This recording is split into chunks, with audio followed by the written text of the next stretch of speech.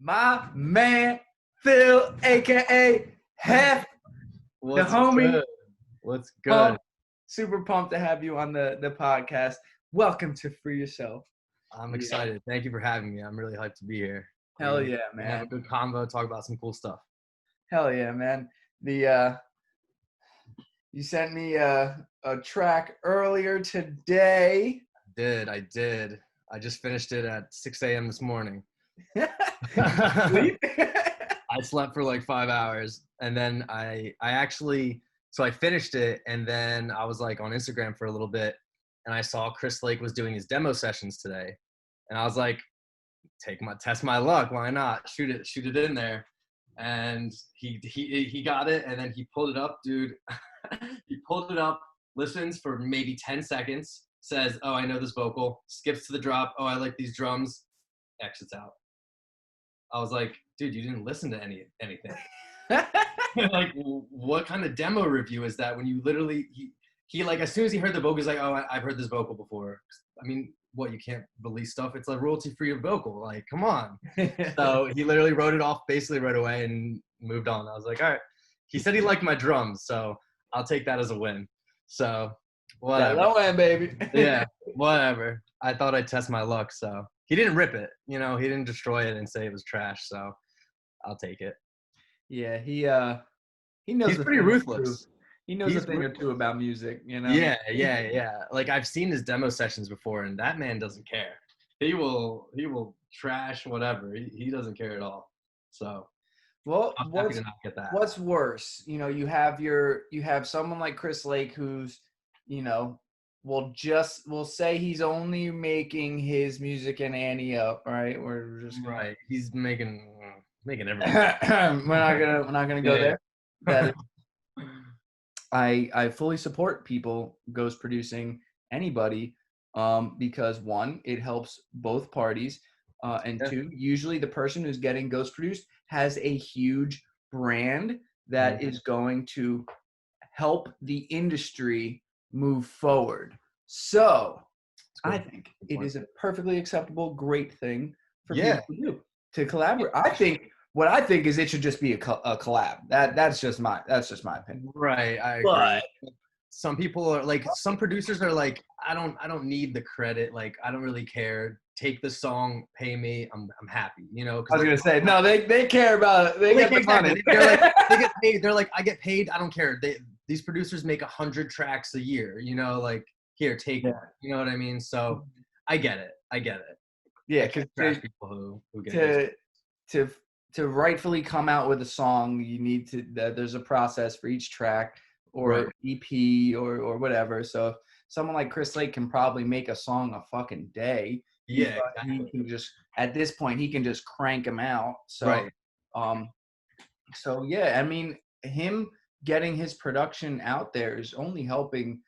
You know, my favorite genre of music get more popular and big. So like, dope. Like, and Chris, he's such a legend. He gets commissioned and he does a job in less than a week, and it's a banger. And next thing you know, everyone loves it. So yeah, you know, can't say love the guy, and everything he touches fucking turns to gold, man. It does. It seriously does. The dude, so good.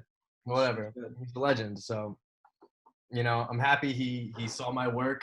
He said my name on stream. I was like, cool. I'm good. I'm satisfied.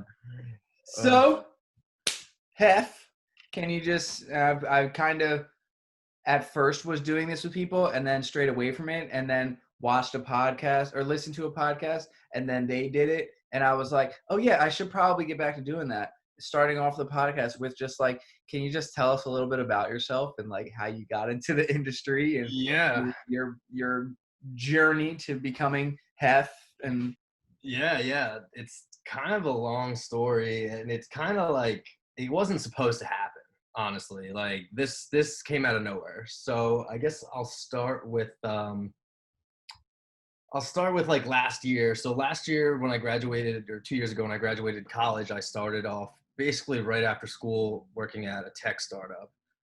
Cool, awesome, like just something for fun. I was working there, as a driver, and then slowly got bumped up over time, and I ended up being the operations manager and running the whole office after a little while. So that was cool. I was like, cool, like, I'm gonna ride this company for a while. They're doing good things. Um, and then a year and a half later, we just had this massive falling out where, you know, they didn't treat their employees well, in my personal opinion. They just didn't really care. They overworked you, which is, I mean, I guess it's a startup. Like, what are you gonna do? But like, this was a startup with a lot of money and like multiple cities. Like, they should have done a little bit better, you know? So I was their operations manager, and there were some problems with some other people. There was 3 of us running operations. Someone quit about end of 2019, so like 8-9 months ago, like November. Someone quit because he was like, dude, I can't be here anymore. Like, this is unacceptable. You can't work like this. I was like, I don't blame you at all. It's like, whatever, like, you know, good luck to you. Enjoy. Like, see ya. Like, I get it. Like, it's not on me. It's on the company. And their response to this, instead of trying to, you know, what do you do when someone quits? You fill the role, you hire someone new. Instead of doing that, they were like, yo, Phil, you take his role. You take his role plus the role you were doing already, which is running the whole office. So I was like, I don't want to do that. I'm already working 6 a.m. to 8 p.m., 9 p.m. every day. I'm here at all times. This is all I do. Like, I don't have time to take on this guy's job. So like, you know, we got into talks, whatever. They were like, take it or leave it, basically. I was like, I'm not doing this. Like, I'm not gonna let you just ride me like a dog. Like, I can't do everything for you. So basically, I was let go, and that was in November of 2019. And I lucked out and was able to hop on unemployment after that. So for a few months, I was on unemployment, just traveling, enjoying myself. And then I was about to get a job in February, like a sales gig, first one I ever had. I was like, oh, this is cool. I'll try sales. And then COVID hit. So that job went out the door, and I was still on unemployment, and so was everybody else now. So I just stayed on it, and I've kind of just been riding that unemployment wave ever since. So the world being shut down, me making money at the same time and having no job and nothing else to do, I was like, you know what? Let's become a DJ. I was like, dude, I've been a fan of house music and just EDM and the culture and just the scene, that everything for so long. I was like, I have so much free time right now. Why not pick up Ableton, buy some decks, and see if I could do something? Awful timing, but I did kind of start doing it in February, right before COVID. So like, I was supposed to have my first show at the end of March, opening for Mala, which was sick. I'd been in the scene for a month, and I was like, oh, I'm opening for Mala already. Like, it didn't make sense. Like, it shouldn't have been happening, but I just got super, super lucky. And then COVID hit, everything shut down. And I was like, well, I'm still trying to be a DJ. So I'll figure out, like, I was like, dude, like, let's dive into Ableton as hard as I can. And that's literally what I did.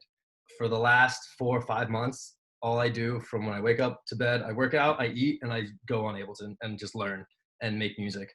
So that's literally what I've done for the last 4 or 5 months, just trying to build my brand on Instagram, be consistent, post music, post mixes, post whatever, just stuff, just content, just to kind of keep it going and stay consistent with it.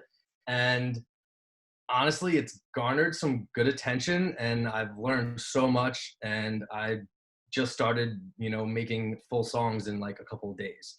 Like the song I sent you earlier, I made this in 2 days, and it's awesome. Like, I'm so happy about it. And like, I'd say if there was any other period of time in my life, no way this could have happened. It was just kind of like stars aligned with, you know, a ton of free time and not needing to make any money because, you know, I'm on unemployment. Thank you, government. Appreciate you guys. But like, and it was just like, you know, everything just worked out. So that's where I'm at right now. I'm pretty deep into it, deep into this unemployment thing. And at this point, I'm kind of just riding that until they say you got to get off, because they give you no incentive to find a job, especially with Corona. Like, it's harder to find a job. So I'm just gonna ride it until they tell me, you know, you're done. Get off unemployment, get out of here. I'm assuming that's after like a year or so max. But with coronavirus, I don't know, everything got messed up. So I really don't know when they're gonna kick people off, or, you know what I mean? So it's really up in the air. So I'm just trying to ride it as long as I can and just learn as much as I can while I have all this free time. So that's Yeah, kind I don't of know the stipulations with COVID. yeah, I think it's 6 months when we're it was not in this, but right. there was never any, $600 thing before either. So Exactly, who exactly. knows? Who Like knows how long we're gonna be, like allowed to stay they on it? yeah, And they sent a but letter about it like 2 months ago. They said, hey, like it's gonna be running out soon, but it hasn't run out, and they haven't stopped paying. So I don't really know. I really have no idea. So I'm just gonna enjoy it while it lasts, because this is like literally once in a lifetime kind of thing where I don't have to be working and have so much free time to do, focus on something I'm passionate about. dude, and your production quality from just a couple months ago to now, like, holy shit, man. Yeah, Like, I surprised myself, honestly. it's so, like, I don't get to see many people from just opening Ableton to coming out with full songs, you know what I mean? Like, I don't get to see Yeah, that process very often. So it's like crazy. like kudos, man. I'm proud of you. Yeah. It's been so cool to watch, and you're such a good dude. So I just want you to be successful in this, man. Thank you, man. And Seriously, and I really do who appreciate it. knows what's gonna happen with gigs and stuff. All I know is, Yeah. like, the most important thing I think that we should be doing. Like, I don't even know. Like, I don't like talking in absolutes. I know something that's very important that I know we all, us producers, need to do is keep learning production and Mhm. keep coming out with content. Yeah, and just connecting with each other too. Like Yeah. hard to do that right now. Not going to shows, not seeing those other DJs, like just saying, "Hey, what's up?" and just introduce yourselves in person. Like it's impossible to do these days. Mhm. So it's definitely something you have to adapt to, which I think people are starting to find ways to online. It's crazy the stuff that's been evolving with live streams and connecting through screens is just the new normal now. Yeah. Yeah. I mean, this podcast is Yeah, freaking has been through Zoom the entire time. exactly. Which is um, cool. It's a weird time. I love doing it, and I needed something like new and fresh Mhm. to do. I don't like the Instagram game. I'm so over social media, but like, Yeah, and because I hate the game that you have to like play. But like, I really do genuinely love people, and like, I love just having these like real conversations, and especially with people who are really motivated and doing something, you know what I mhm, mean? Like whether it be producers, or I mean, Calhoun is like on the managerial side. right. I've had a couple people from the health industry on that, from that side, and I have a couple like entrepreneurs that are like doing their own like thing when it comes to um, like clothing companies or supplements or That's food, cool. or whatever it is that they're doing. I like having people who are motivated on, Mhm. and I've had a couple of my friends like ask me to get on, and I'm like, What do what are you you do? promoting? What are you trying to like? Yeah. And then and I'm like, one of them is like, one of them has a Twitch where he plays video games, and on Twitch, and I was like, so is this gonna give you the motivation to like put some freaking oomph behind it, and like, Yeah, yeah, really been go at it. saying you were really gonna do that for a long time, bro. And I was like, you get that to the next level of X amount of follow, like, and show me something, bro, because you've Some been talking growth, a dude. lot of shit about Growth. Yeah, like about 100%. doing it, and you keep going, you drink beer, and you go to your day job, and not in that order. Yeah. Some people maybe. The other way around, but like, I'm like, come on, bro, like let's fucking put That's some pedal it. to the metal, and like, he motivates me, and he's really supportive with everything I do, and I love the guy to death. Like, he's one of my Yeah. absolute closest friends in the world, and I just wanted to give him like a reason to like go harder at it. You know what I mean? Right, right. I Dude, motivate He'd your be a great You'd be a Yeah, great podcast guest. He's freaking hilarious. I that's freaking awesome. love the guy to death. You know. I love that. No, you gotta support people, because something that I think is very true is that people get super motivated in the beginning. They're super hype and they're super excited and they go hard for like a month or two, and then something happens and it's just like they missed 1 week, and then they missed another week, and they missed another, and they stack on it with each other, and that motivation goes down. I think if someone can really just push through like a lull, they're gonna come out of it and be like, all right, I don't feel good, I don't want to do this week. But if you do it that week, you feel so much better at the end of it, and you're like, all right, let's go again. Another week, another week. Next thing you know, it's been 4 months, and you're making dope stuff, or you're seeing progress, you're seeing followers, you're seeing whatever. You have a fan, you have one fan. Like, that's cool to have one fan, someone who you don't know, who supports your stuff. Like, that's so Mhm. cool.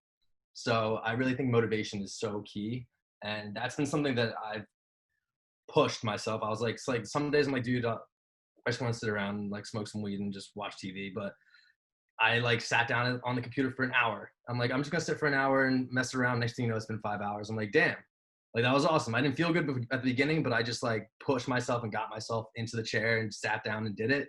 And there goes a whole day. And I'm like, cool, that was sick. And you come out of it with something awesome. So Bro, that is exactly the reason and the mentality that I have been able to experience and see through the gym. And that's mhm, like the biggest gain that I can say that I've gotten is like the mhm, times when you wake up and you're like, I don't want to do it today, but mhm. fucking Did do it that anyway. shit anyway. Yeah. And like I was talking about it with my podcast with my buddies, my trainer buddies, Sean and nutrition buddies, Mhm. Sean and John, and the episode 101. Is it a conscious thought or is it an unconscious thought? Like, did it just come to you like, oh, I'm tired today, I don't feel like doing this, or was it, no, today was my planned rest day? So like, Yeah, there's a difference. because they're so different, because Huge, the yeah. planned rest day is something that you do to give yourself a break that you Mhm. know you're eventually going to need. So like, Mhm. but the day where that you're scheduled to do legs and you wake up and you're Mhm. tired and you're like, I don't feel like it today. Well, motherfucker, Yeah. doesn't matter, Ryan, Let's you do it. need to go and do that shit. Mhm. Today I woke up at 6, hit snooze, redid the alarm to 7, Uh, redid it. But you know what? you still got up at 7 a.m. though. It's better than 7 most people. fucking a.m. And I went to the fucking gym in Pennsylvania. Shout out to Pennsylvania for They open having now? gyms Finally, dude. I open. haven't seen a gym in months. I have no Dude. idea. I work out at home. Like, I got weights on my floor and a jump rope and I go on my roof, and that's it. And it's fire. I'm not like, it's actually been awesome. It's like the Hell healthiest yeah. I've been, because it's right here, so I have no excuse not to do it almost every day. You know. Hell yeah, man. I'm not gonna lie, I got so tired of doing my home workouts, man. I'm Mhm. someone, I live for the squat rack. I love deadlifting. Like I benching is, the third best of my three Yeah. favorite lifts. So it's like I didn't have any of that stuff, and I was deadlifting these freaking speakers for I a know. while, and I Those was are funny. That was great. dude, That I was was great. just I lost motivation. My Yeah. flag football league started back up, and I started so that wound up being my workout was Sunday. That was it, and I Run around tweak a little. tweak my knee a little, tweak my back a little bit. So like 2 of the weeks where I wasn't working out and I was just playing on Sunday was just because like, look, I needed to heal so that I could play Sunday. So like Yeah. I was feeling bad I wasn't working out, but I was like, no, Ryan, you're For a healing reason. Yeah. too.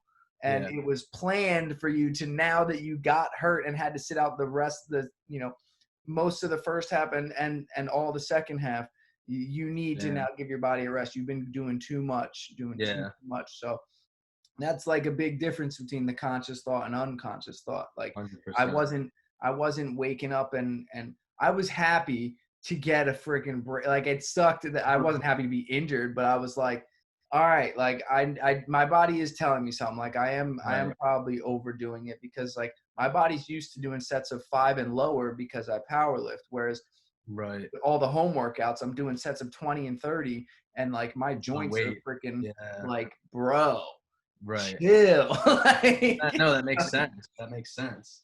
so it was a good break, and now getting back in that freaking squat rack. Oh, Mhm. Hell yeah. feels so Honestly, good. like I've done so much home workouts and stuff. Like I don't think I even need to go back to the gym just because like I have weights. I have this faux bench here and a 35-pound weight, and like I just do like 15, 20, whatever. But I'm used to that. I've been doing that a lot. Like I always try to do like 12 to 14 a set. So like it works. I'm not mad, and like I don't have to leave my house. So whatever. Like it's easier. It saves time. Go traveling out to the gym. I do it here. I go to my roof and I shower. So it's like it's just an adjustment. We all have to go through it. So it's whatever suits you. You know. Absolutely, man.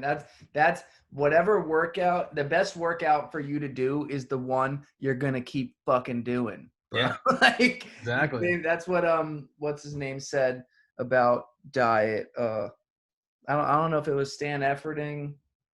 He's the guy Mhm. who did like made the vertical diet, but he said people ask him all the time what's the best diet, and he says he doesn't say the vertical diet because I did it, and he says whatever Right. diet you're gonna fucking stick to is the best fucking diet. Yeah. Like whatever you can fit into your freaking schedule that's gonna Mhm. work for you. Like diet is not something that you shouldn't be going to eat and be like, oh, I gotta eat this again. Like, Right. bro, you've seen my freaking diet. You know what Yeah. I freaking Dude, eat. You think you're I eating good. You're eating good every day. and So you think I'm not looking forward to any meal that I have? absolutely not. Yeah, like it works for me, and I'm getting a shit ton Yeah. of protein. I'm eating good. Let's stress this to the world. Good, healthy carbs. That means Mhm. fruit and vegetables. Yeah. White rice is good too. Yeah. That's the carbs I'm eating. Of course, I did go to my buddy's house and I was making burgers for them. I bought buns because I'm the only psychopath that's okay Eat with them with not the eating with the yeah. bun. Just patties, straight patties to the face. So I did indulge a little and I had a couple burgers with the buns Nice. on them. Nice. You Cheat know, day. Fine. You need whatever, a cheat day. whatever. Do And a I've cheat done day. that 3 times in the last since quarantine. So That's like, which is fine. That's not even that's not bad at all. oh We're god. losing it. We're losing it slowly. Oh Jesus. But yeah, man, I'm a big supporter. Whatever workout keeps you motivated and keeps you moving, Mm-hmm. that's the best workout for you. Now, Agreed. because the body needs to move. Like Yeah. just freaking 150 years ago, like your family didn't eat unless you were either farming or hunting. Yeah. Both require a fuck ton of effort and Yeah. energy and movement. People Don't weren't, do that anymore. Yeah. the person who was obese, like there's the fat king, right? The wealthy person who sat on their ass and everyone brought everything to them, right? Right. Now you're not a king if you're not an overweight wealthy king. Like now it's the same thing as a drug addict, Yeah, to you're be just an honest. overweight normal person. Yeah, that's what you just insert drug here. Person is destroying their life with this drug. Drug addicts, a lot of them get really skinny because they're not eating. Well, someone who's overweight, their drug is eating. So they're getting overweight and overweight and overweight. And it's the same release of the chemicals. Me and Calhoun were just talking about it on the last podcast, man. It's the same freaking Everyone has thing. their vice. It's a vice, Yeah. And different for everybody. and I'm sad that for one, I'm sad that now we have see, I'm not sad about it because there's a couple sides to it, right? Like Yeah. there's oh, we need to make sure everybody feels love. So like, don't shame people for being fat. And like, and on one hand, I'm like, yeah, no one deserves hate for being fat, but not because being fat is okay. It's Right. because they're actually an addict and they need help. Mm-hmm. And we need to show them that we love them. Now, there's the other side of the coin too, though. Like, there's people that got called fat enough times to change their life. Yeah. Um, Is I it was like not what a is that? fat. I was not a fat kid. I liked to say I was husky. I Mhm. didn't like hearing that shit anymore. And Right. now fucking look what happened moving forward. Like I freaking once I got into high school and college, I started lifting for hockey and I was like, you know what? Like I don't gotta have this baby fat on me anymore. Like I don't ain't nobody's ever gonna call me fat again. So like anyone that says I'm fat shaming, like motherfucker, I didn't always have muscles. Right. All right, like You I've had to change been your there. own. You had to change your own mentality.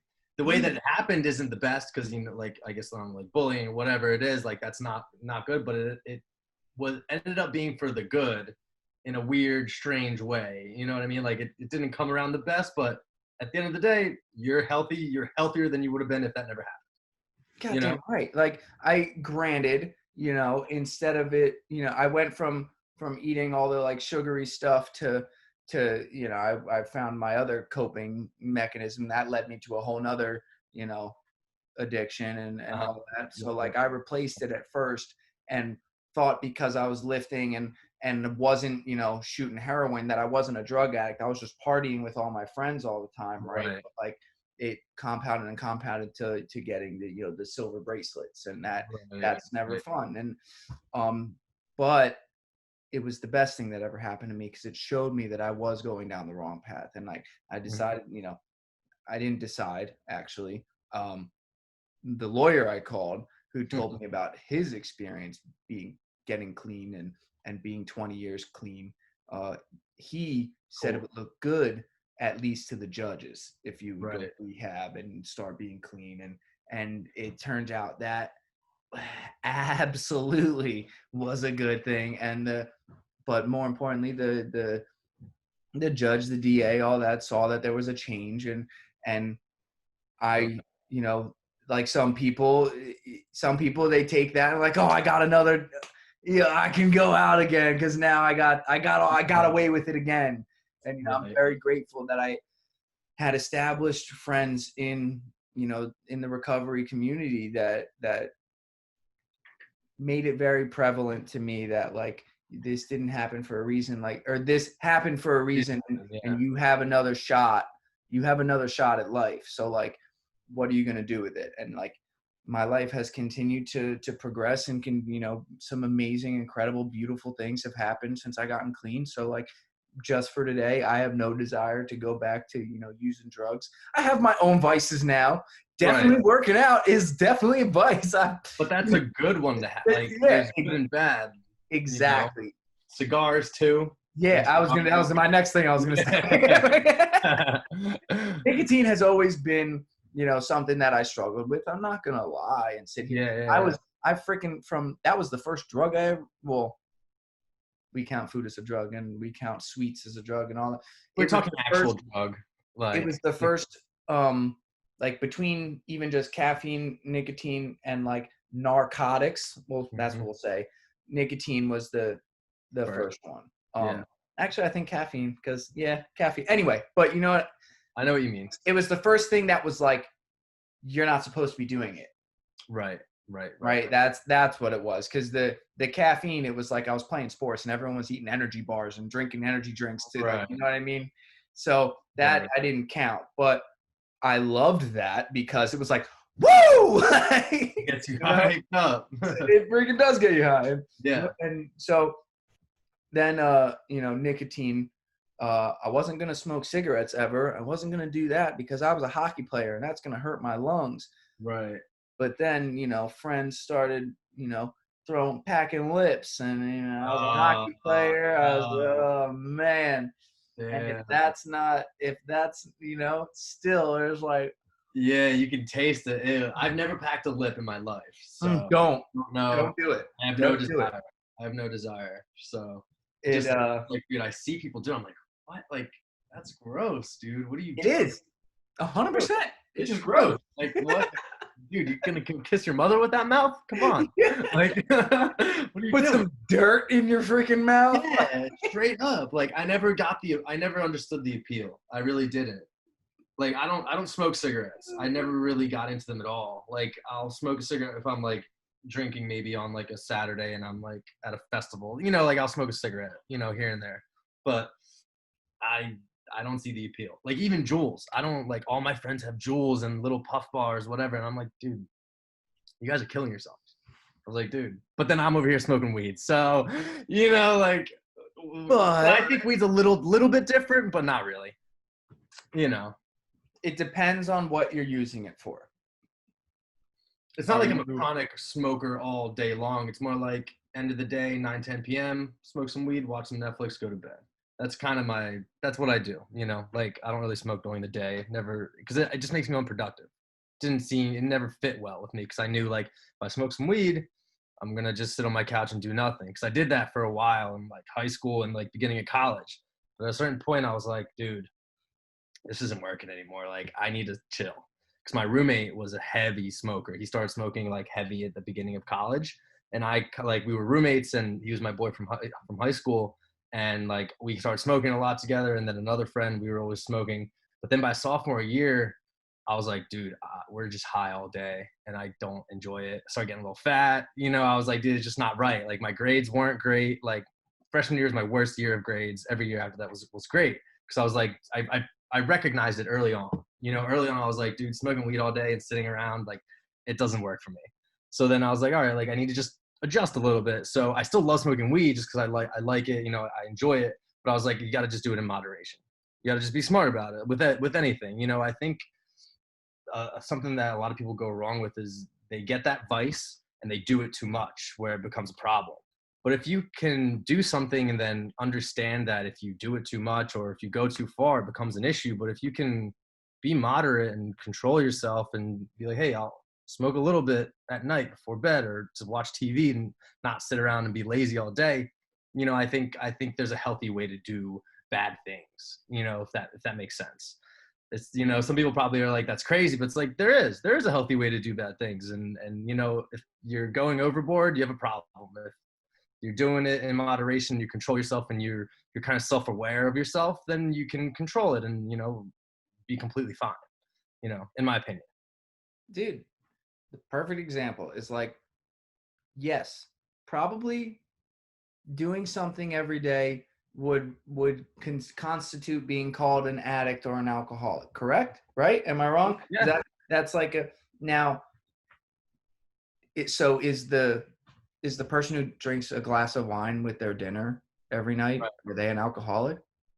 Right. Absolutely not. Yeah. Oh, that's absurd. Like what? Someone who at the end of this day, like, smokes a joint and chills and relaxes? Absolutely not. Like, exactly. I couldn't agree more. Like, yeah, all right. So if we take it to the next level, like someone who's shooting dope at the end of it, like that's a different level. It gets a little hairy with yeah. So like that conversation can definitely be had, but like, my parents have a glass of wine at dinner every night.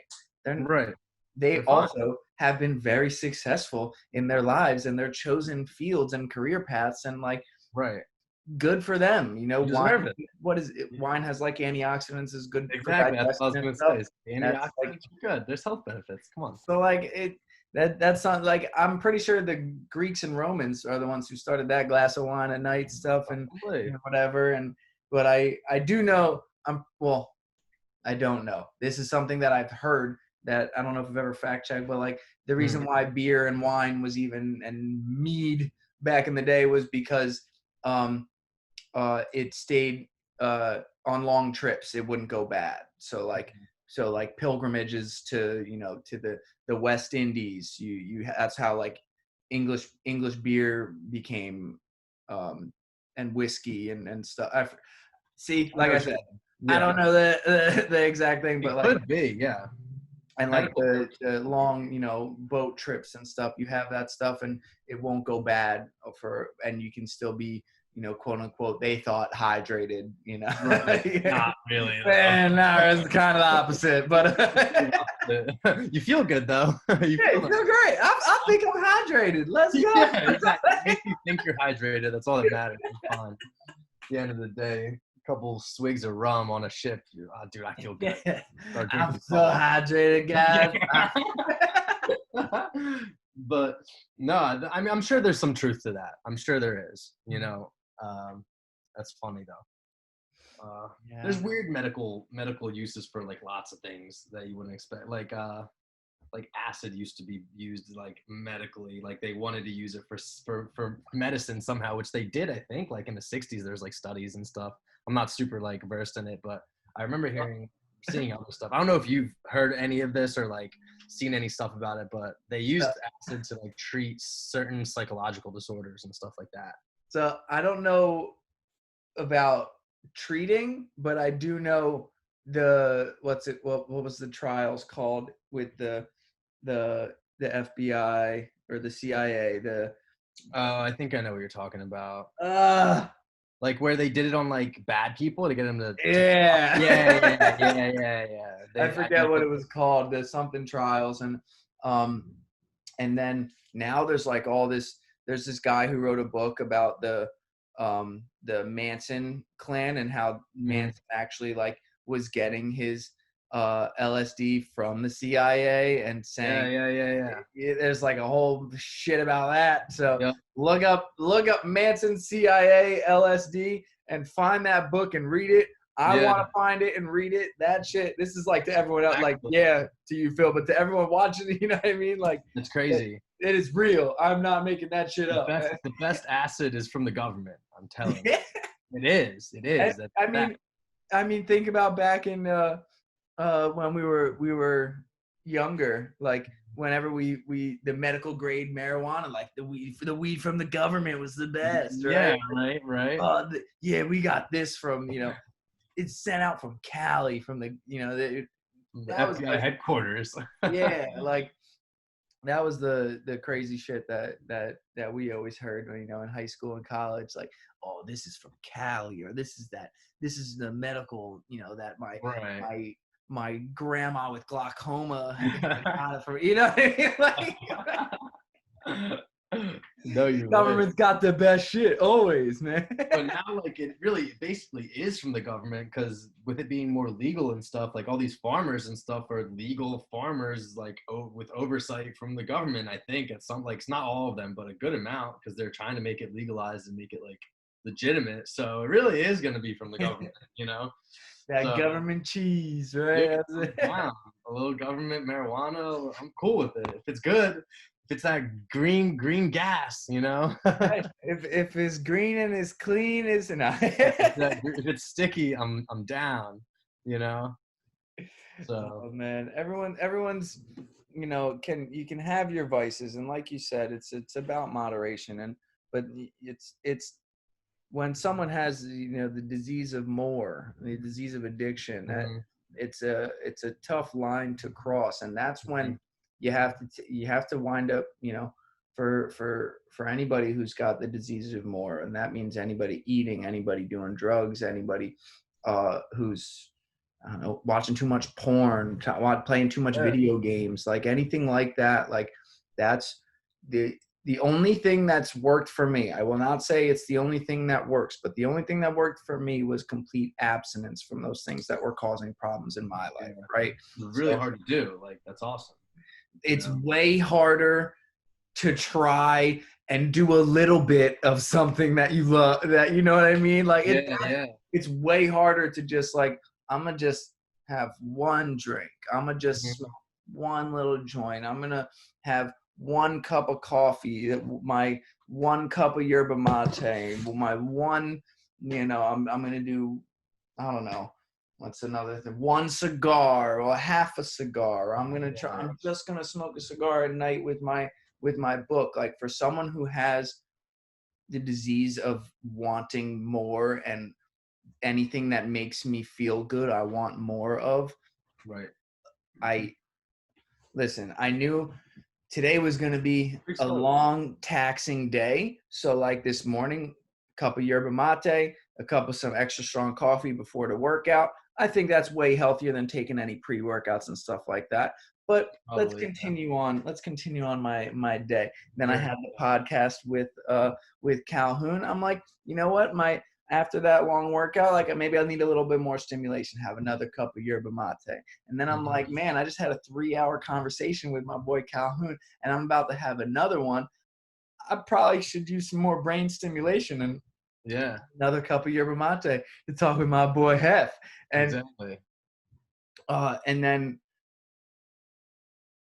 that to someone else, if I just said I had 3 cups of extra strong yerba mate and a cup of extra strong coffee today, they'd be like, are you crazy? That's freaking so much caffeine. Like, how could you do that? And I'm like, to me, I'm like, you don't know the shit I used to do, motherfucker. Yeah. this is like, this is way better than what I used to be doing. Like, but and then you know, I when I took up my little cigar thing, it was so I went through over the past whatever the amount of time I've been clean for. So 5 years and 7, 8, whatever months now. The whole time it's been like back and forth with nicotine, back and forth. I'm off it for a year, I get back on it for 6 months. I'm off it for 6 months, I go back on it for 2 months or a month or a week, and then back off of it for however much time. And so now I went to December 31st. I was like, you know what? I'm done with nicotine. I'm fucking kicking it. 2020 is going to be the first year that I fully no nicotine, because dipping is very scary, because like it's my favorite of all the nicotines. Really? But I like my face. Yeah, and your teeth. I don't want a chunk of my face to be gone. So it's scary. Like, and I don't want my teeth to fall out. And so, and the reason why I'm talking about this so extensively is because like there's a tin sitting over there. Now, let's talk about this. Let's talk about this progression. All right. So December 31st, my last tin. I'm going into 2020, no nicotine. What happens after the gig that Chris and I do?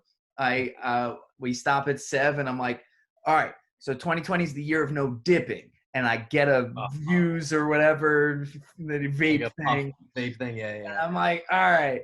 So then I start vaping it, but I got fucking asthma, man. So I'm like, now it's every day puffing the inhaler every freaking day. I'm like, fuck, man, I gotta stop this shit. So then I'm like, all right, well, there's positive benefits to CBD. There's positive benefits to it's calming. And then I want to, I'm an expert at replacing addictions, right? So I get a CBD vape, and so February hits and I'm off nicotine and I'm just vaping CBD, and then towards the beginning of quarantine, I was like, fuck it. Like I got it's not that I have nothing. I have a lot to do, right? So I'm like, I wanna see, what, cigars I really, really like. Like, instead of just going and picking out, like, I like this one because it's darker. Like, I wanted to actually see what kind of cigars I liked, and through some research, and talking with some people that work at the shops, I found that I like full-bodied cigars, so definitely the darker ones. And and now I've dabbled with trying some, and now I've got a humidor, and it's a little box. It's not little; it holds up to 100, and it's pretty. That's a big one, and it's pretty full. And you got any Cubans? So there's a common misconception that everybody thinks Cubans are the best cigars there. I definitely Right. not. It was just forbidden for them to be, to Yeah. get them. That's So why they're not so popular. and Yeah. Nicaraguan. Oh, okay. The Nicaraguan outer leaves with the no Nicaraguan binders with the Pennsylvania outer leaves, and the That's shout out great. the Black Work Studio and for They the smell nice. Like I don't smoke cigars, but whenever I smell them, like, dude, that smells good. Like they're so just, yeah. then I start, all right, Ryan, well, like, is cigar smoking really that bad for you? Like, I don't inhale it. Like, why does it have like such a bad stigma? And then I start looking up different, YouTube videos and people who sell cigars, and they're pointing out that the FDA actually released a study that says smoking cigars, as long as you don't inhale, is not detrimental to your health at all. Nice. Like, That's awesome news. so, There's got to be. like, Yeah. now, when that's if you don't inhale any of the cigar smoke. Now, It, if you're smoking, say, 3 cigars in a day, it can't be good for you. you're first off, I'm overdoing it if I'm doing that, right? And having that many cigars, there's no doubt that I am inhaling some just from Right. the smoke A coming off little the bit. cigar, some coming off, and it being there's just in the air around me. I'm not then holding my breath until all the smoke is gone and then taking another breath. Like, I'm gonna get Right. some in. So like you said, like, in moderation, it's Okay. not a bad thing. But Exactly. if I'm smoking cigars all day, like, it's probably not a good thing. All right. So then, I go down with the homie 88 to his trip Boy. to his gig down in North Carolina, and I last the whole trip. And then finally, like, we're an hour from his place, and we stop at a gas station because we gotta take a piss, and I'm like, fuck it, I'm getting a tin, let's go. Oh no. No.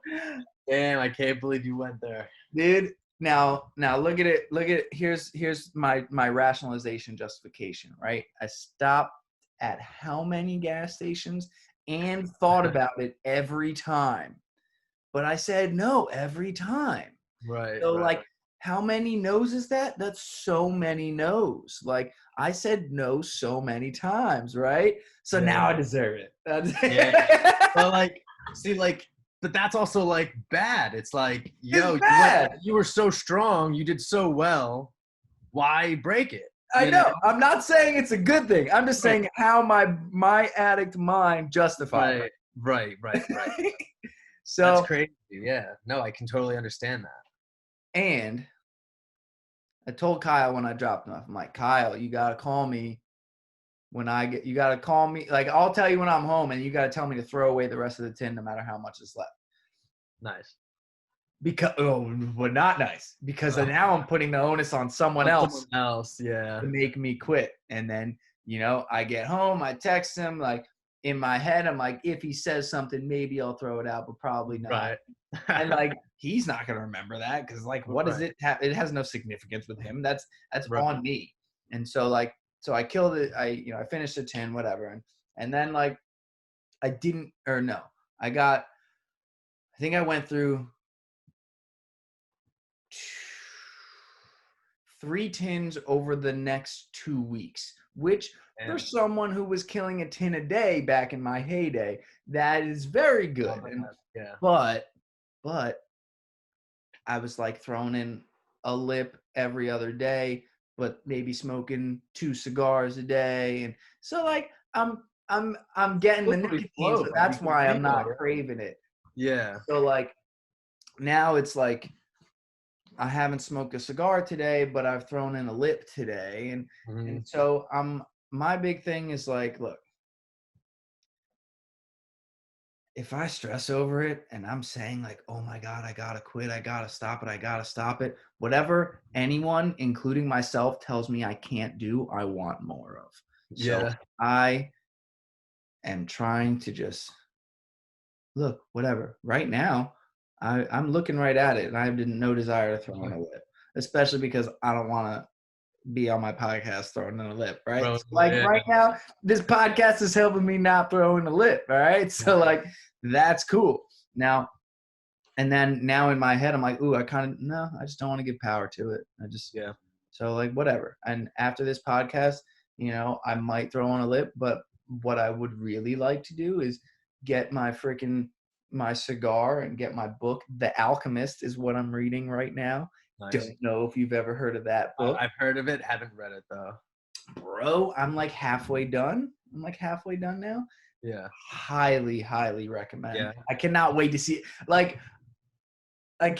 see how this thing ends, because the way it's going, like, first off, it's beautiful for someone like you, like me, like Kyle, like anybody who's chasing after what they really love to do, like, or actually it's great for anybody, because now someone like you or me can really, it's all about like going after writing your own personal legend, right? Like going after something that you want so full-heartedly. Hell yeah. You know what?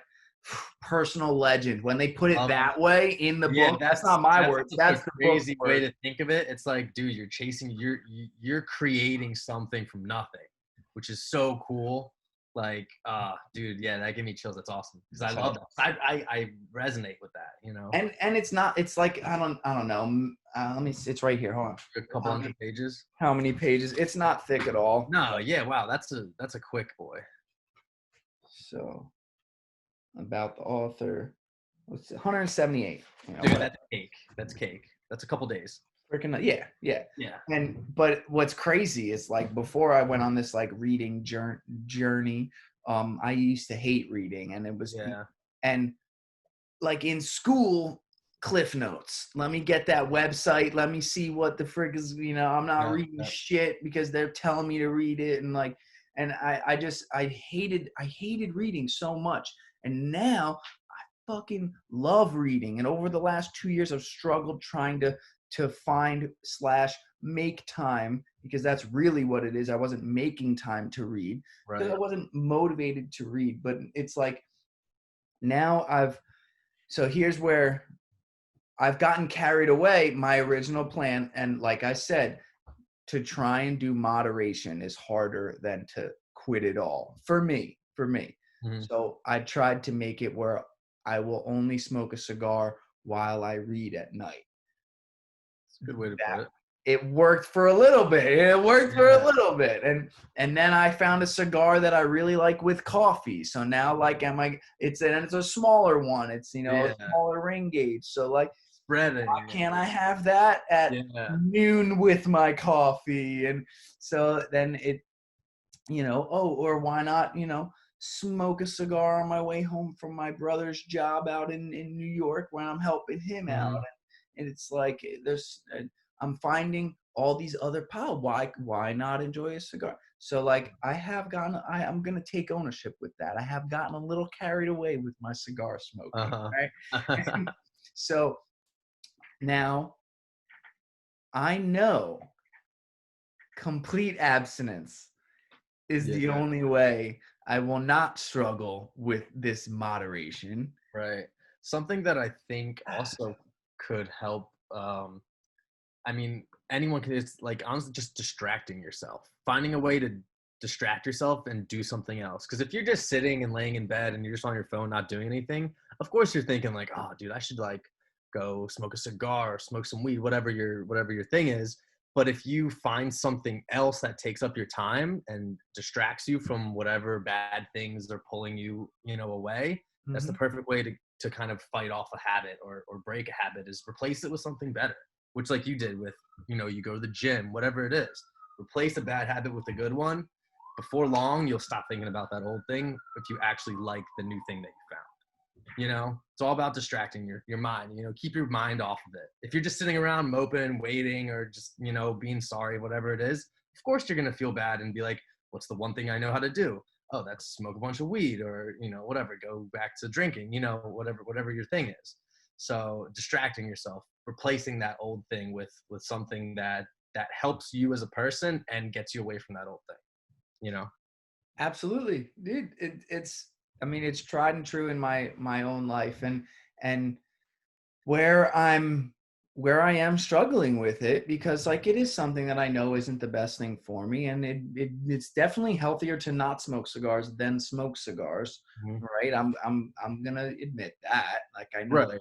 So right now, as I have a tin sitting over there, it's actually like a little bit left in Mhm. two tins. So I'm gonna be completely honest, and I have all my cigars here. So what did I do today? I woke up early. I went to the gym.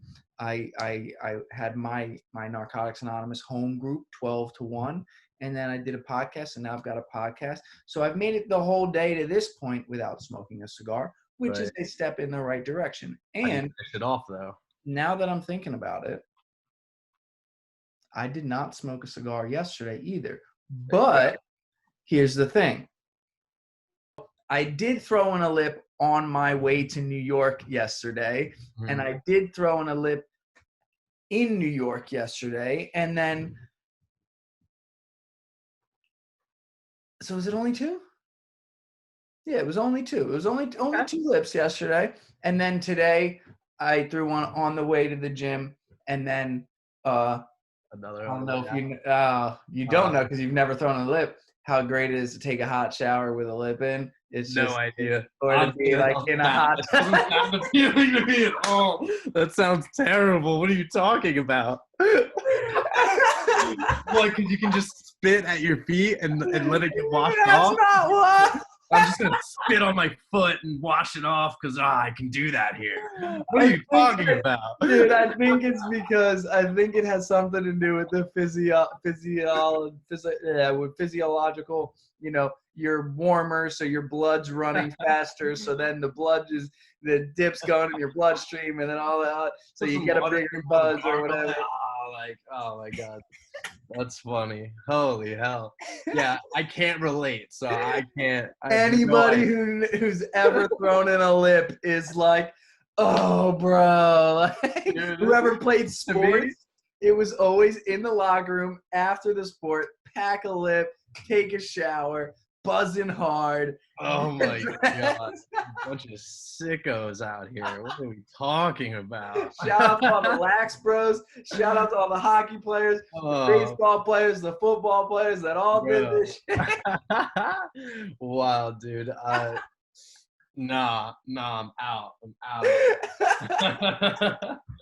Holy God. So, what I'm saying is, over the past 2 days, there's been no cigars, but there has been two lips each day. So, Yeah. you know, granted, it's not like I used to be where I was freaking, killing a tin a day and smoking cigs and all this other fucking shit. So, like, Yeah. granted, but I do know from my own patterns and my own life that I've lived, the only way that I can kick a bad habit is by absolutely kicking it. And I Right. can't try and do it in moderation. So like what I would love to say that I'm going to not buy another tin when those are done, or I would love to say that tonight when I read is the only time I'm going to smoke a cigar. I would love, but like the reality is like first off, if I as soon I've learned from this is from the Narcotics Anonymous literature, Mhm. the moment moderation is suggested, it is lost. Okay. I see what That you're saying. I see what you're going for. it's so it's not a direct quote, but it's Yeah. I think I know it what. gets the point. What I said Yeah. gets the point across, right? Yeah. Yeah. Yeah. So I do know that, but and whatever I say after the word but is bullshit. Um, Yeah. that's also something I've heard from the rooms. Um, I because in a perfect world, I would love to be able to just smoke a cigar at night and read. Actually, take the I'm an addict. So what I would really love to do is smoke a joint at night Right. and read. But I can't even handle just smoking a cigar at night and Right. reading. So I know where that's going to lead me. Now, I've never done some wild shit to Yeah, get like cigars because I'm fiending for a cigar, right? Like that's never happened, up to this point, right. because I don't know what's gonna happen tomorrow and whatnot. And I have done some, I smoke in my freaking car sometimes that to Oh, get my yeah, that's like, cigar. yeah, Like, that's it's not not healthy okay, behavior. What's going right? So on? like I'm, I'm just this is the name of this podcast is Free For Yourself. So I'm yourself, being dude. Exactly. 100% honest with all this. Like, nicotine is something I've always struggled with. And like, I fucking love cigars. I fucking love dipping. Like, I'm Mhm. not gonna lie. It is Cigarettes, what it is. I ain't never going back to that shit. Nah, Fuck cigarettes that. are gross. But I'm the same way with weed. It's like I always want like not like that I thought I had a serious problem, but I became self-aware, which is kind of something I wanted to talk. I was like, you're self-aware. If you can become self-aware and understand like what your problem is, kind of where it stems from, you can find a way to address it in your own way. Whether that's leaving it behind completely or moderating it to a reasonable degree. Once you understand the problem and can mitigate it, then you're taking a step in the right direction.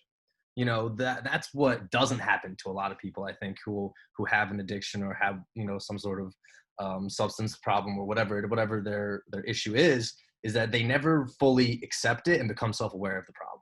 They kind of just leave it in the back of their mind and they don't want to think about it, and the problem just gets progressively worse until something huge and terrible happens. They get arrested, they overdose, they find out they have diabetes, whatever it is. That's like when it happens. But the lucky ones who don't have to get to that point, they become self-aware about it, and they're like, shit, like, what am I doing? Like, I'm sitting here doing something that I don't like. I like doing it, but it doesn't feel good when I'm doing, you know what I mean? Like, the feeling. Like, it's like I'm liking this, but in the back of my head I'm like, dude, what am I doing? Like, this doesn't benefit me. Like, this doesn't help me in any way. It's hurting me. So once you can, put that together in your mind and realize that, I think people can kind of pull themselves out of that hole or that situation or whatever it is. And, sometimes it comes to you naturally on your own. You realize you're like, shit, I'm fucking up. I need to fix it. Or it's an outside force that puts it on you. You know what I mean? Mhm. So I think there's a lot of levels to it. Yeah, it's the whole having to hit. Some people have to hit rock bottom before a change can be made. Yeah. And Yep. Exactly. some people just can't stop digging. Like Hmm. it, like my rock bottom was getting silver bracelets and getting arrested, right? Like I did not ever want that to happen again. So like that was Yeah. enough motivation to keep me going one day at a time so far.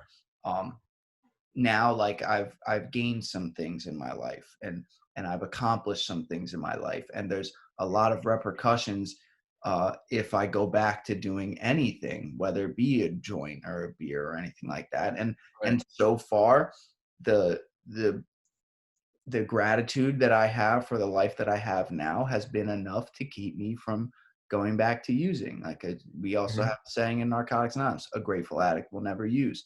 I'm really grateful for the life that I have right now. So I don't see a desire to go back to using. That doesn't mean that I don't have vices like I'm talking about. There's other Right. things that caffeine and nicotine are two vices that are definitely drugs. Mhm. Don't get that shit twisted. Caffeine and Mhm. nicotine are drugs. I just know that I don't got to pick up a white key tag to freaking count it as a relapse, right? So I hang on to it, right? Yeah. That's the exact nature.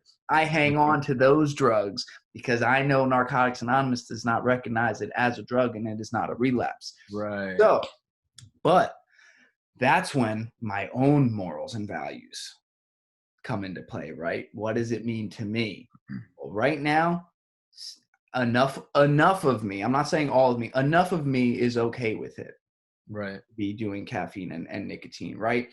Just like, listen, I know some people that got into recovery and they got really into lifting, and then they did steroids, and then that's Uh, that's a fucking that's nah, a yeah. fucking drug, especially if you're not getting it from a doctor or. Crazy drug too. Like steroids But are wild, dude. see, there's two sides of it, right? There is more research and development in steroids than there are in, I don't want to say definites, but a lot of the drugs that are prescribed by doctors for diabetes, for any of these, for absolutely for mental illness. Mental illness has not been around and diagnosed and had medication, for that long. Steroids have been around since at least World War II, where then we're trying to make better soldiers. Yeah.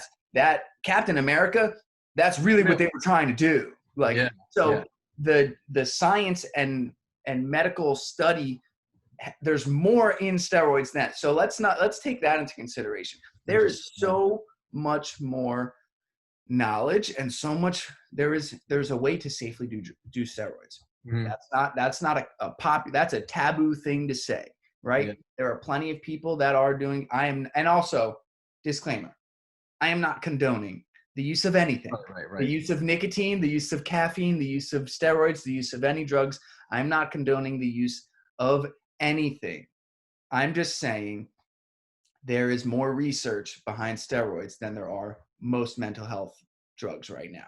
Right. So you take that for what it is. That's knowledge that not everybody knows, right? So, yeah, so who knows, man? I know there's people that are addicts that want to, the next thing and the next thing. And what can I do what can I do that takes me outside of myself, that helps me, numb the pain or whatever, that isn't considered a relapse in Narcotics Anonymous, or am I just doing caffeine because I need energy for the gym? Do I really need that energy? Is it a placebo effect at this point because I do so much caffeine? I don't know. I'm talking a lot more in this podcast than I was in the last one. And now I'm on my, I had the strong coffee and the yerba mate, and then the yerba mate before this one, and then the yerba mate before this one. So I personally, I don't believe in coffee. I don't drink it. I literally don't drink coffee at all. And all my parents, my friends, and they're like, why not? I was like, dude, because I have no desire to. I have energy. Like, I don't know why people are so addicted to it. They really are addicted to it. Like, people get headaches if they don't have a cup of coffee. My friend is heavily addicted to coffee, and he has a couple cups every day. If he doesn't, he gets headaches. I'm like, dude, why are you dependent on that? I wait, like, if I wake up, I drink water. Like, that's all you need. Water is all you need. Like, I made the switch when I was like chubby when I was younger, and like, I kind of similar story, I would get made fun of a little bit here and there. I was like, damn, like, I guess I am a little, like, I saw the change. I was like, damn, I actually got fat, whatever. I was like 12, 13. And at 12 years old, I like became self-aware of it, going back to that. And I was like, fuck it, I don't want to be fat. So the first thing that I cut was sugary drinks of any kind. No soda, no juice, nothing, only water. Dude, from then on, I lost weight immediately. Water, I think, is like the best thing you can drink at any point in the day for energy, for healthiness, just anything. Water, just nice, clean, some mineral water, whatever it is. That's what you need. Like coffee, I think it's a scheme. Like, it's a drug to get you just to spend money and be, addicted to something. Not that it's not a conspiracy or anything, but I just think that's just what it is these days. Like, people are so obsessed with coffee, Starbucks, Dunkin', like, it's all about coffee. And it's like, I don't believe in it. I don't need it. I'll drink an iced coffee because I think it tastes good once in a while. Like, that's it. But the fact that people need coffee in the morning to wake up and just feel normal, that doesn't seem right to me. That really doesn't. Yeah, and just like your buddy who gets headaches. Now, here's a wonderful story for you. I got sick at the end of March. I was really sick. I thought I had COVID. I had a fever for 9 days. Damn. Apparently, I don't have the antibodies. So what the fuck did I have? Who fucking knows? Whatever. So the first few days, like, when I'm sick and have a fever, I'm not going to drink coffee, right? Right. So, like, the first few days, I'm like, damn, like, I got, along with fever, my symptoms are headache, achiness, fatigue, right? Yep. But by the third day, or the second day, my mom was like, "Are you sure you have a headache, or did you have any coffee yesterday?" And I was like, Oh shit! Yeah, "Damn!" So I had a cup of coffee, and my headache went away. dude. Oh, that's crazy. That's crazy. So, but that made me aware of the like, all right, Ryan, you are overdoing it. Like, I knew I was overdoing it because like a couple cups a day is over fucking doing it, right? Like I know that, especially because I would make them jet fuel. I'd make them extra strong, like Right. I on on purpose. Like, it's not an accident that I had a headache when the first day I didn't have coffee, right? So Right.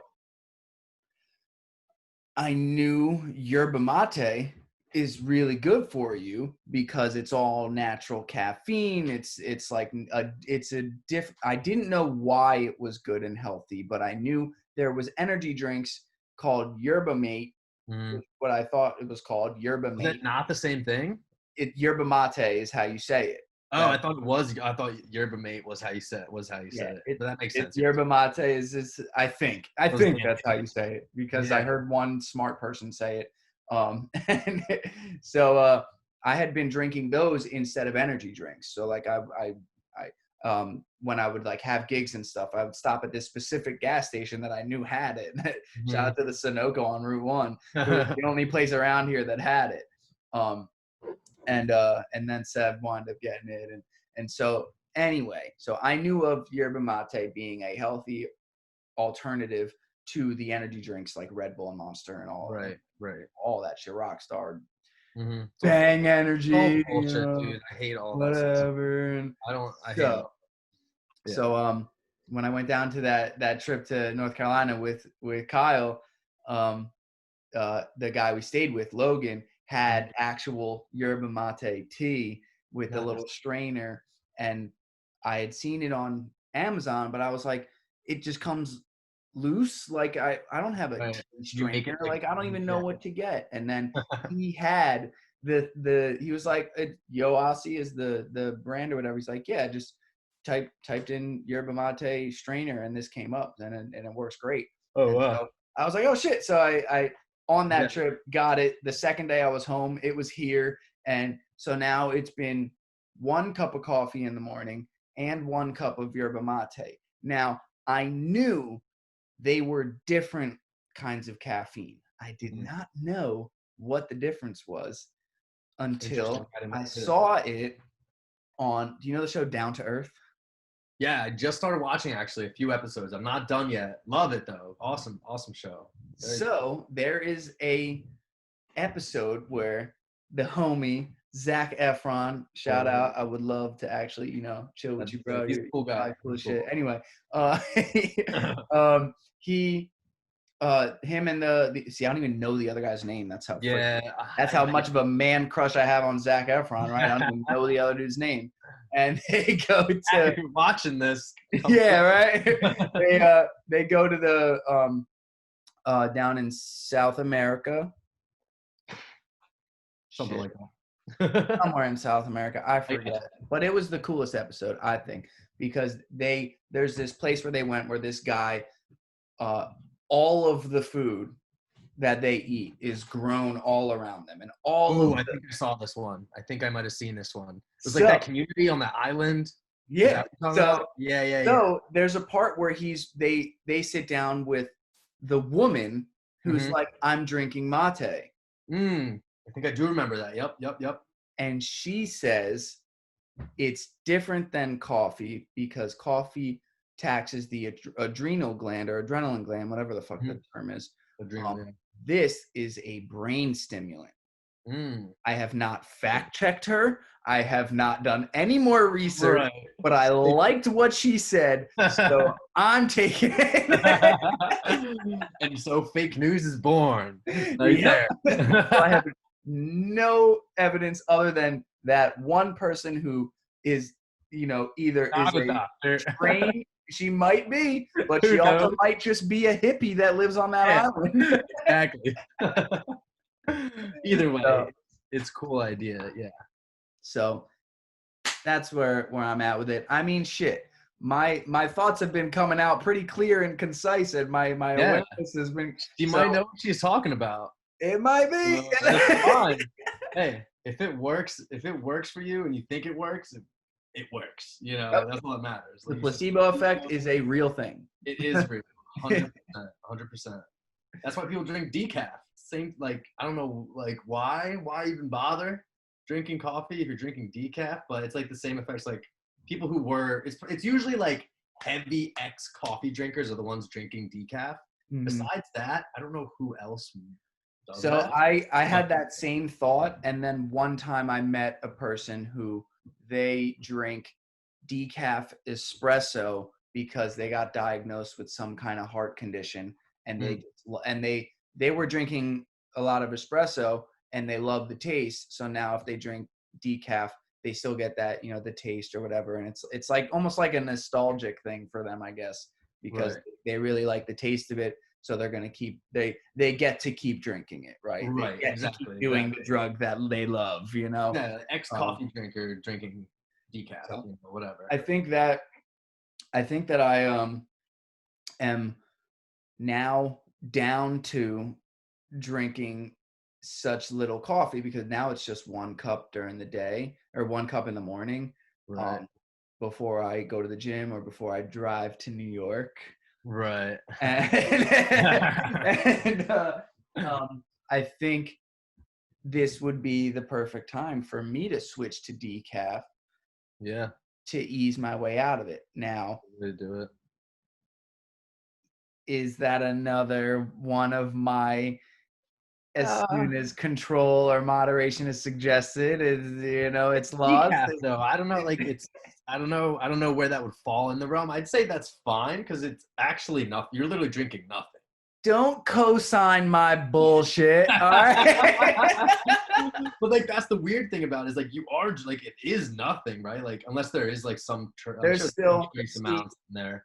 there's still some caffeine in it. It's just way less. So that Yeah. might be enough to make it so now I'm doing, But that's a step in towards completely getting rid of. So, like there's a middle step, you can't just go cold turkey, slowly, switch to decaf. And then eventually you're like, I don't need decaf anymore. And you can throw that out the window. makes it so that I don't have the headaches and the dependence on it. Right. So then when I stop decaf, there's no headaches. Who knows?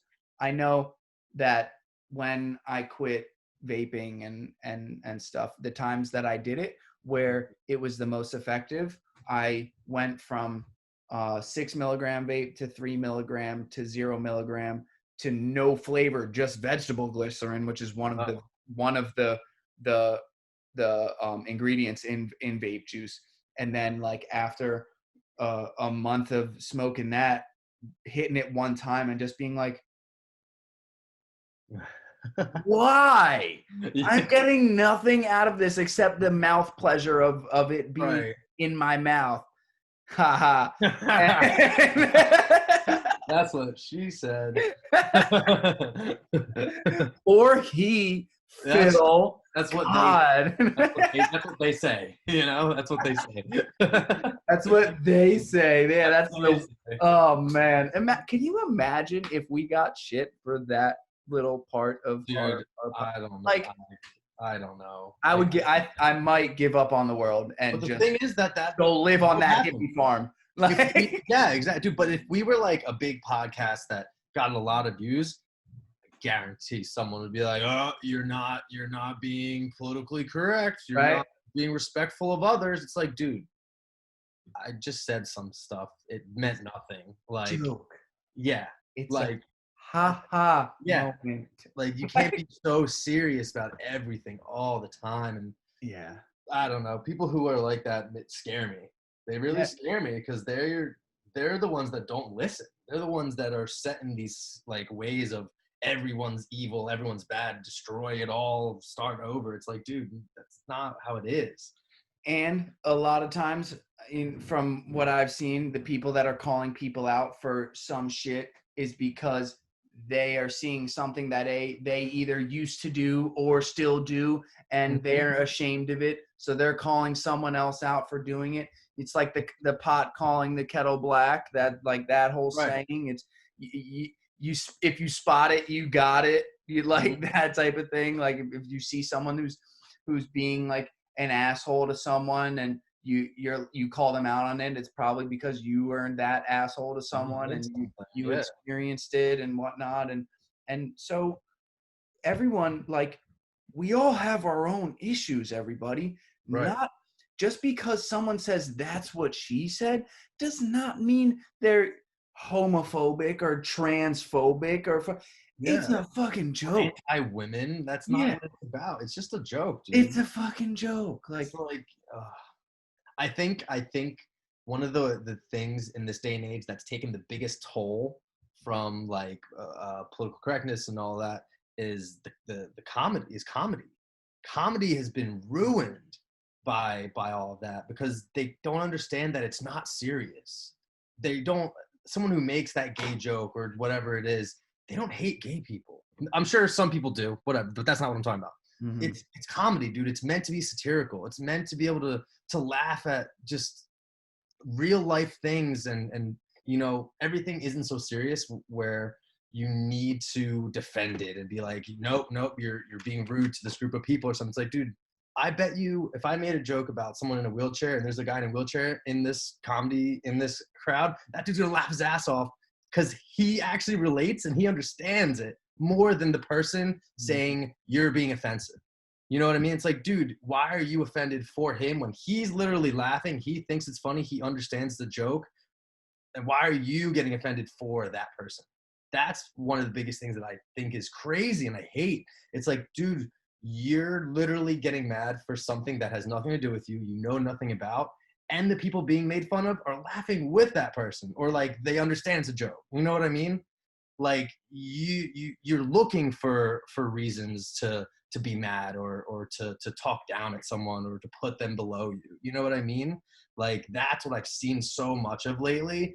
And I think it's terrifying because I think it's like not caught on, but it sort of has to like a certain degree in like some groups just generally, or like they make it feel like it's caught on or they make it seem like it's real, which it's not. Like, and it's crazy just from 20 years ago everything was so different than what it is today.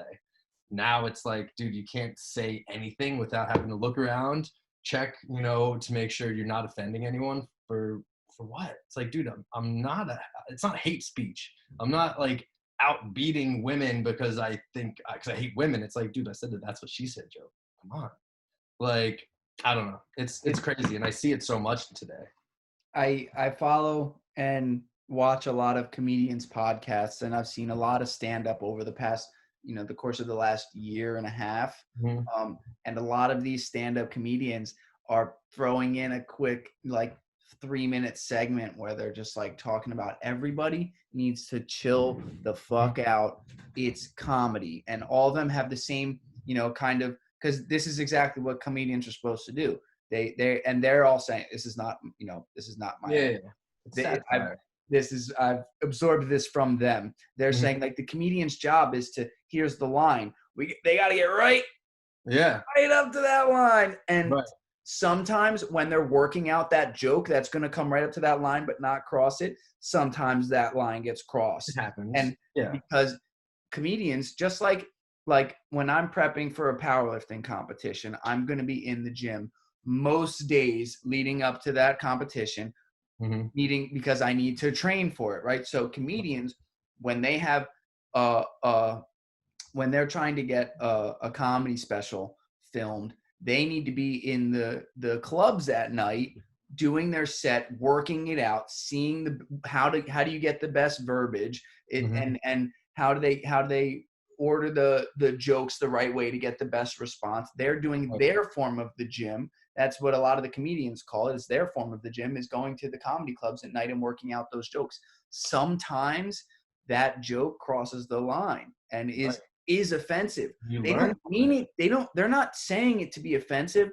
They're saying it because they're like, they crossed that line. They're like, oh shit. So that's Yeah. not how I can say it. I need to Right. step it back a little bit and Right. say it so where I can just hit the line. So like, at the same token, like if anybody is paying to see going to a comedy club and paying to see comedy, like you should sign a I think that everybody should have to sign a contract. Like, you can't be offended by anything that anybody says in here because they're working out their fucking jokes. And Now, it's satire, dude. That's the point of satire. It's social commentary, you know? It's shine some fucking light. right. It's like the thing about comedy and jokes too, and stereotypes too, is like they exist and they're born out of some small, however small it is, grain of truth. You know what I mean? So like, yeah, stereotypes are bad and they're wrong, but there's a reason they came about, because there was something that happened, like something was like somewhere in history, this thing happened and it's been now just associated with this thing. And now it's just funny. It's not true. We know it's not always true, but it's just funny. You know, white people can't dance, black people love watermelon. Like, it's all bullshit. It's not like, you know what I mean? Like, I'm not trying to be offensive at all. I'm just trying to just be broad, you know. It just is what it is. It's a joke. It's not supposed to offend. I don't hate you. I just thought it was funny and I laughed. It's, you know, all love at the end of the day. But like, if you can't, you know, sit down and have a laugh about something that's kind of true or whatever it is, then I can't help you. You know, like, I don't know what I'm supposed to do. Right. And what I caught myself, because when you said the watermelon and shit, before that, when you said stereotypes are born from some sort of truth, I caught myself, this happened inside my head, I caught myself hesitating to agree with you, even though I do, because I was like, oh, what is someone gonna think if they see me agree with that? Fuck it. Right. I hate that. I hate that I even had that train of thought. Like, you weren't wrong. The fact that you thought you were wrong and the fact that you thought you couldn't speak up, that's the scary thing. Yeah. That's the scary thing. And that's what I think is happening everywhere. It's like, dude, people are scared to tell their opinions and have an open conversation because they think they're just going to get berated and attacked and told they're a scumbag or a shitty person or a racist or whatever it is, when it's like, I'm not at all. It's just my opinion slightly differs than yours on some topic. It's like, let's talk about it. Let's talk about why you think like this and why do I think like this, and see where's common ground. Everywhere in politics and stuff, like, I don't want to get into it, but like, there's common ground everywhere. It's just, are you willing to step out of your comfort zone and talk to someone who has a different opinion than you? Which I see less and less of that. And I see more and more people just holding back, not speaking up. And I've done it myself. I've been around people that are like saying all this stuff, and I'm like, I'm not going to say anything, because if I say anything, I'm instantly labeled. I'm instantly some kind of piece of shit or something like that, you know. But it's like, I agree with you, but I think some people take it to this extreme level. You know what I mean? And if you fight back in any way, you're roasted. You're done. You know, you have to keep quiet. So, and I think that's happening a lot in America right now. Man, I'm so happy we had that conversation right there. Yeah, I mean, it's true. It's true. It's so true. And it's so important for, you know, we're in an industry that is getting Me Too'd out the ass, man. Oh, it's bad. Now, bad. I have no idea about anything that any one of these people have ever done. Right. Man, it's like it's so sad, because here's the two trains of thought that I'm going through right now. Like, I listen to Jordan Peterson, who says, like, he has a whole chapter in one of his books that I'm about to read. I've only heard it in his speech, about how, like, the Nazis, that we're all capable of being a Nazi, right? Because a Nazi is just a person who was in the Nazi regime, and like, and we're all capable of being the concentration camp guard person who put those concentration camp people through it. That is a scary fucking thought, because we're all fucking human. And if we were in the Nazi regime, it's like, be that or die. Right. You didn't know any better. Like, cause what are you going to do? Where are you going to go? If you not even that they didn't know any better. Just, it's like, I'd rather do that than die. So I'm going to do that. Now, we are all capable of that. So that's where, I had to rewind and say that. So that's where I'm like so saddened and I'm looking at, you know, the people who have been, you know, Me Too'd and stuff, and I'm like, what the fuck? How could they fucking do something like that? And then I'm like, fuck, I am also just a human being like them. So I am capable of doing something that terrible. And Mhm. the fact, so it's one thing to be ignorant of that behavior and not do it. It's a whole nother thing to know about that behavior and not do it. That's what Jordan Peterson talks about. And that's what he talks about of like conquering the monster within. He's Mhm. like the fact that you know that you're capable of killing someone, that you're capable of rape, that you're capable of of molestation, of like it's hard to even say, right? Yeah, yeah, yeah. Molestation of a child, but you're not doing any of that, and you're being a good human being, and you're continuing to do the things that are right and make people good, and fucking joking about fucking that's like something as simple as that's what she said is what Mhm. people are fucking upset about when there's fucking like pedophile rings being unfucking Right. unfucking and all these fucking people that are whatever the I don't even know what constitutes someone being Me Too, what level of like, Yeah. because I don't know, you know, there's, I'm not going to say any of their names. I'm just Yeah, not yeah. No, no. say any of the people who have been Me Too. I'm not going to say any of their names, but they're I the don't either. fact that we're going to say person X was Me Too. Does that mean he raped a bunch of girls, or does that mean he, you know, grabbed their ass when he shouldn't have? Like because I don't know what I I don't don't know what it have is. Yeah. all I know is like our justice system will only work if everyone's innocent until proven guilty. Right. But now it But feels like that's not the case anymore. It's like the thing is you could be like you said, like you were saying, you could be a good person. You've never raped, you've never touched a kid, you've never done anything wrong, yet someone can still come at you and say you have, and now that's your reality. mhm. That is scary to me because that's like, how do you fight against that? Yeah, just If because you someone said you did it. just because, like, yeah. I'm just a disclaimer, we're not talking down on Me Too movement. Agree with Me Too. Yeah. Like it's 100, like for sure. But like there's another side of it too, is like it's definitely less prevalent that happens. Mhm. Like there's a very small case amount that it's like, hey, like you didn't actually do anything and you're just being accused because someone's feels like they hate you or whatever it is. Like that happens a lot less, but it does happen. Mm. It is real. Like I know someone who it's happened to who's like, dude, like it destroyed my whole life was destroyed and I didn't do anything. I was literally just maybe wrong place, wrong time, and somebody had a grudge against me, you know? And then it gets crazy. It's like, dude, like I hear about that. It's like, wow. And not even with Me Too, just with anything in general is you could say like what we were saying with the that's what she said and stuff like that. You could say something so minor and then someone hears that and they go off about it and they scream at you and they say you did this person, then like what are you supposed to do? Because if you stand there and start trying to defend yourself or fight back or like be like no, like this didn't happen, that person is still going to be like no, no, no, no, it doesn't matter what you're saying, you said this, and they just latch onto it and now everyone around you is like, what did you do? It's like, dude, I literally didn't do anything. I was just here. And now your whole life, your career's in shambles, your life's in shambles, whatever it is, like that can happen very quickly. Like I said, it doesn't happen like super often, but it does happen. And that's really crazy.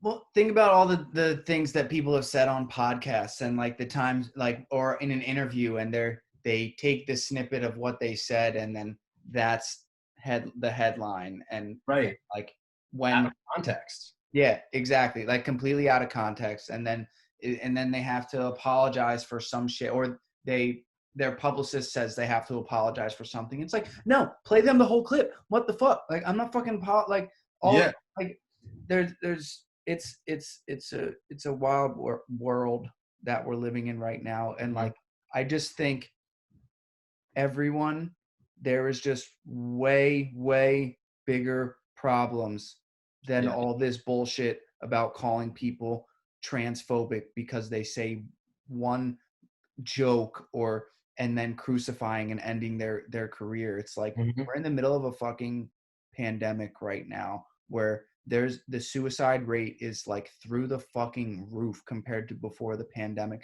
because people are losing their careers and their jobs and their businesses that they've worked so hard and put all their money into to start and to just scrape by, and because this is what they fucking love and this is what they need, they in order to live a fulfilled life, they needed to at least chase this fucking dream, and now it's just ripped out of them because the government has to, or had to shut. I don't know if it's because the government had to shut everything down, or if because it was handled the wrong way, or I don't know. I don't know the right way to do it, and that's why I'm not in politics, and that's why it's not on me to decide what's right. Like there's so many bigger issues. There's kids that aren't able to go to school right now and shit, and that they're now the kids' sexual assault is and molestation is now Crazy. That's gone up because now they're, school provided the protection away from that person that was the only one home, during the school hours because of this, because the parents are working 3 jobs to get by. And there's so much shit that's domestic abuse that is not talked about right now when that's going on during all of this. That is like, and there's so many kids that are starving right now because there were programs in the schools to make sure that the kids got the meals lunches at least. They got free lunch at least every day, minimum. Now you don't get that. You know what I mean? Like that's the shit that we need to all be talking about and trying to help, not fucking some fucking not taking Aunt Jemima off a syrup bottle. That's the kind of like fake activism that I don't agree with. Yeah. I'm 100% for everything happening right now, but like when you start coming for Aunt Jemima and Uncle Ben and change, like that's not the real problem. Those are fake problems that you can all right, you fixed it. You changed the picture, you changed the name. What did you really do? Tell me. Who did you help? No one. You didn't actually do anything. So that's the kind of stuff that I hate. It's absurd. It makes no sense. This whole Redskins thing. Did anybody think ask Native Americans if Redskins offends them? I'm pretty sure they said they don't care. Yeah. Somebody that said like most don't. They're like, dude, whatever. Yeah. Or is the Cleveland Indians really racist against, like, do our Native Americans freaking, are we asking the people who are the group of people that might be offended by it, are we asking them if they're actually offended by it? Like, how about that? Instead of the middle-aged or middle class, person who doesn't have anything else to do other than tell other people how they should run their fucking lives. Like, Jordan Peterson keeps coming up because he's all his stuff is right on point. How about one of my favorite things he says is, clean your own room before you go fucking tell the world how to live. Clean your own room. Fucking Jordan Peterson has such a higher level of understanding that I can't comprehend, because he can read a book in a day and absorb it, and that, like, I've seen a lot of his shit, man. I should check some of this stuff out. Dude, I'm so happy. I just bought both of his fucking books, Maps of Meaning and 12 Rules for Life. Okay. That's cool. I'll text you that shit, dude. Yeah.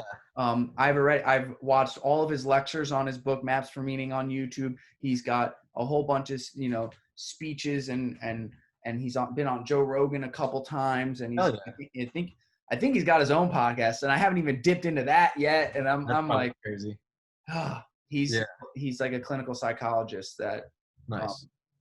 He was like a psychology teacher at Harvard, and also a clinical psychologist. And then he went to like the University of Toronto and he did his, and then he was making enough money, getting enough offers and money to speak around the world, so he didn't need to be a teacher. I think I don't even. All I know is the shit the brilliance that he talks about in his and it's just stuff that's so simple, but he just has the way he words things is, first off, it's intended that he does it this way, because his brain, I think, fires on different. I think his IQ and brain fires on different wavelengths than some people, but his speech is so intentful. Deliberate, like I don't, you know what I mean? deliberate. Yeah, it's like he is such a good way of describing things, and there's no wasted words. You know what I Right, mean? Like right. he's like how I'm saying like, and now that I've noticed that I've been saying like a lot, I'm probably gonna keep saying like a lot. And you know what I mean? Like there's no like in his speech. Yeah, You know? Like this there's no in his speech, and you know he he's knows so what he's saying before it comes out of his mouth. Yeah. yeah. Well, And he takes his time to be able to say the right words, and right. it's Which I think a lot of people don't do. A lot of people act off emotion, and the first thing that you think to do is what happens, which is almost never the right thing to do.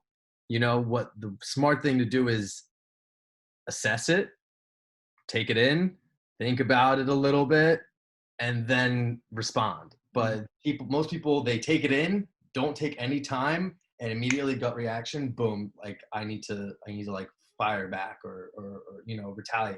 And this goes for anybody, for everyone. You know, it's just something I see all the time. It's not specific to any one person or group at all. It's just people just get angry everywhere all the right. time, and then it turns out bad. It's like, dude, if you had just maybe taken a second and thought about it, and you could have approached it in a way more constructive way instead of just blurting something out, ripping something off a wall or whatever you're doing. You know, like that's not the right way to go about it. Like you have to be able to step back, really think about it, and then tackle it in a constructive way. Because if you don't do that, what are we doing? We're no better than monkeys, you know, flinging poop at each other. Like that's what it feels like. We're monkeys flinging poop at each other, arguing about the same thing, where we're like, all you need to do is just really sit down and talk about it. You can come to an agreement. But I don't think it's so hard for people. I think people are so ingrained in their way of thinking that they're like, the other side's wrong and that's just what it is. You know, there's no like room for connection to come in the middle, meet in the middle. That's a thing. You know, you can do that, but I don't see it. I see it less and less. It's crazy. And you see so many people they disagree on one thing, so then they go at each other's throat and they wind up hating each other. And it's like, Right. look, I disagree with, you know, look, perfect example, my sister's vegan. You know I'm not vegan. No, not at all. Grass-fed beef, baby. Am I if I went by social media's, you know, portrayal of what I'm supposed to hate her, right? Right. Like Whatever. absolutely fucking not. Like that's my sister and she found Yeah. something that's helping her. You know, I can say my own opinions about vegan, but like we said before, what's the best diet? The one that you'll stick to, because her eating vegan is way better than her eating the standard American diet. That's Mm-hmm. for damn sure. And you know what? She went through a whole pregnancy with twins vegan and had them, and she's healthy and made it Mm-hmm. through that whole thing. The babies are healthy and made it through that whole thing. She, you know, hesitates to even, you know, feed my niece who's over 2 years old meat, but like she's not going to be mad when she comes over to you know, to be with my parents and my family, and she's not going to say you can't feed them meat. And like even her husband, you know, it's okay if he gives her meat. Like you know, she's not forcing it on anybody else, but she is going to tell someone like, look, if you're dealing with these sorts of things, like for me and my, you know, things that I was dealing with, it helped to change my life. So like, whatever, I'm happy for her, Yeah. whatever, you know, and on any given day, I might change how I say that and portray it. But like, I just want my sister to be happy. Like I might, you know, depending on how I'm feeling that day, I might come at my sister a little bit about it. But like, I fucking love that girl pretty much, you know, outside of my family. I love my sister more than any, you know, female that's not in my family. You know what I mean? Like Mhm.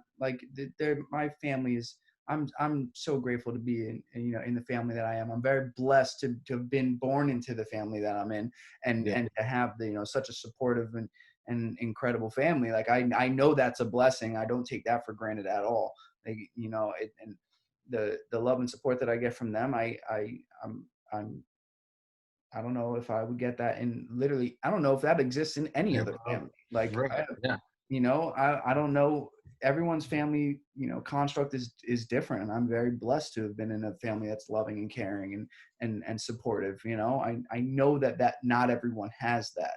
So like, whatever my sister wants to do to be happy and healthy, I'm Do gonna it. support her. You know what Do I it. mean? Yeah.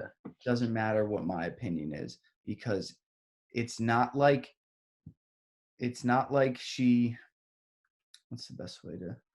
What's the where's my Jordan Peterson? Put my Jordan Peterson hat on. What's the best way I can say this? Like, it doesn't matter. Or she's not. She doesn't think her experience is her experience. That's Mhm. there we go. Her Right. experience Yeah. is her experience, right? It's her choice. Right. She's not pushing it on other people.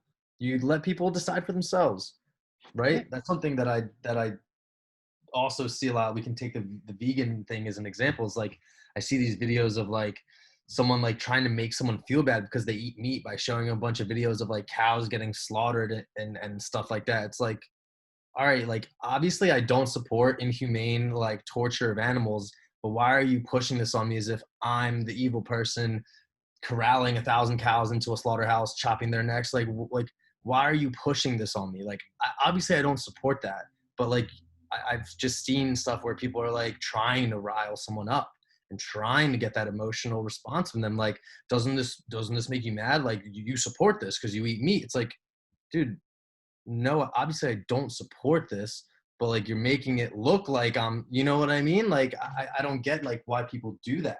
It's like, why don't you, instead of shaming that person, be like, hey, why don't we find a way to maybe join forces? And like, obviously, like, you like meat, I don't like meat. Maybe you could talk to the guy cutting the cow's throat. You know what I mean? Like, there's better ways to do it instead of just making that person feel bad and be like, oh, you're a bad person because you like to eat meat because they get tortured. It's like, dude, I'm not in support of that, but I'm also not the one who owns these factories. I don't have control of this. You know what I mean? The only thing I could do is maybe go out and hunt my own deer. That's not realistic for most people. You know what I mean? So like the people who come at they come at someone's neck and like try to make them feel something and feel bad about it. It's like, why do you do that instead of putting your efforts towards something more constructive? Like, if you want, maybe start a petition to shut down the factory that's been mistreating cows. Like, do something that's actually good if you're so passionate and strong about it. Don't make others feel bad about it and guilt them. That does nothing for anybody. It just causes tension and pisses people off and causes division. And that's just all I've seen so much of over the last just 5-10 years. I'm still we're still so young. Like I don't know. And it's been crazy that we've seen all these huge changes over these last 10 years. So I'm really interested to see like where it goes from here, because it could either get better or it can get a lot worse, I think. And it seems to me like we're leaning towards the worst side of it right now, but who knows that, I mean, I like to be an optimistic person. yeah, I'm looking at this as like, like in growing pains, to compare it to my life, it's like America just got arrested for the first time. Yeah, I like Maybe. that's true. Exactly. Now, can we turn it around and do the right thing, or are we going to let it destroy us even more? Yeah, America. Is America gonna get clean and free? Right? Yeah. Can you guys go to an AA meeting? Like, let's go. It's time to kick our own ass here. So, but Oh, I think shit. I think they don't want us to get better. Honestly, people, they, Dude. like, there's a lot of money in separation and profit in dividing people and causing problems. You know what I mean? So part of me thinks like there's people who want to make it better, and then part of me there's people who want it to stay shitty and fucked up. But who knows what's real and what's not? It's just Yeah, dude. it's crazy. Then all the people so if someone is now look, the person who is vegan and their heart is in the right place when Hmm. it comes to like, because they don't when their reasoning is they don't want animals to get harmed. Like, that's beautiful. Yeah. That's beautiful. There's nothing wrong with that. Now, I'm someone who eats a lot of meat. Now, I also don't like when animals are harmed. So what do? I vote with my dollar. That's what Sean on episode 101 talks about. He says, we vote with our dollar. You get grass-fed beef. That cow lived a great life on a farm where it was so if that cow was in the wild, or if that cow was not a grass-fed beef, it'd be eaten like the freaking these, like, I don't even know what they're made of, like discs that they feed these factory farmed cows that are kept in a cage and pumped full of freaking steroids and all this shit to make them bigger. And like, that's terrible. Now, I want grass-fed beef. I want cage-free eggs. I want free-range chicken. I want these chickens, these eggs, the beef, all that. That's pretty much, and wild-caught salmon, live out on the wild. Like a wild-caught salmon's death of being caught fishing and killed that way is a way better death than being half bitten by or grabbed by a bear and just torn apart. Right? That's a way more humane way of dying. If someone is hunting an elk, well, that elk is either going to die freezing to death, or a bear is going to chase it down and rip and eat half of it, eat it alive. Like, so hunting an elk and killing it with one shot, that is a way better way of dying than how they're going to die in the wild. Like, that's just a fact. They're either going to starve to death, freeze to death, or get eaten by a bear. You think any of those three are worse than one bullet wound to one, real quick, it's out? over, like, done. Absolutely not. Like, so I wish I don't know. I don't have a gun. I'm pretty sure I can't get a gun because of that whole incident, bracelets thing. We're gonna pretty strict with their shit. So whatever. I also, maybe am I allowed to bow hunt? I don't fucking know. Am I gonna be good at bow hunting? Maybe. I'm pretty sure you got to practice that shit a lot. And yeah, you do. So, like, but something inside of me is like, I'd be so good at bow hunting. I'm just like, I swear I'm a freaking savage. Let's go. Nice. Dude, 100 yards, clean, no problem. So the person, like myself, that will only eat free range, cage free, grass fed, wild caught, has the same. They don't, some people, not all vegans, some vegans don't understand that I actually feel the same way that they do about animals. Now, where my brain. What's the problem, though? Yeah. Where you guys are the same person. You both care. Exactly. They don't see it that way. No. They think I'm a murderer. And it's like, all right, well, first off, people, your plants are sentient beings too. Or whatever that you want to go there. Like, they're alive before you cut them out, so like you're doing just as much killing in a humane way that I think is acceptable, right? You're chopping the friggin', that's better than the plant starving to death and not getting rain and dying in a drought, right? It's the same fucking thing. Yeah. Like, where I see it is like, I know there's a lot of nutrients and micronutrients in beef, in eggs, in salmon, and chicken. I mostly beef, eggs, and salmon. Those are probably the three. And if you're able to go hunting, get deer meat, elk meat, that stuff is really good too. But those are the three main things that are accessible for me to eat that have better micronutrient profiles than like chicken and pork and stuff like that. So those three in particular. Where was I fucking going with that? Shit. All right. So eating vegans them. So I care. So here's where me and the vegan differ. I care more about my life than the animal's life. My life is worth more to me than that animal's life. So, but what I'm gonna make sure of is that any animal that I'm eating was killed in a humane way. I can't. Listen, I can't go to the farm and make sure and be like, hey, Mr. Farmer, make sure you kill this meat in the right. I have to take the grass-fed beef label at its word. I can't. I'm not. You can do. That's all I can do. And so So any meat that I eat is that, you know, the organic, no, non-GMO, all that stuff, and grass-fed, wild, all that. Like, because I care about animals just as much as them. But like, Right. I know there are people that I know that have not done vegan, whatever the right way for vegan is, whatever the way is that my sister has done it, where she's healthy and the babies are healthy. Cool. Go Good. Great. Yeah. I know someone who's done vegan in a way where their health is deteriorating, and they're still saying they're not going to eat the meat and the eggs and the stuff that has the micro and macronutrient profiles, because they're basically saying that the animal's life is more important than their own. And that's tragic, because like, your family doesn't think that. Your family would rather have you than those fucking animals that are on a farm that they're never going to see, and they're never going to, you know what I mean? Like, that's the shit that gets me. That sort of vegan does get me mad. That's the extreme side of it, which you see more and more of, I feel like, you know, like out of nowhere. But like, at the end of the day, most people, like 99% of human beings, are doing the best they can. You know, it's like, we're not everyone is so evil and so bad as they want you to think they are.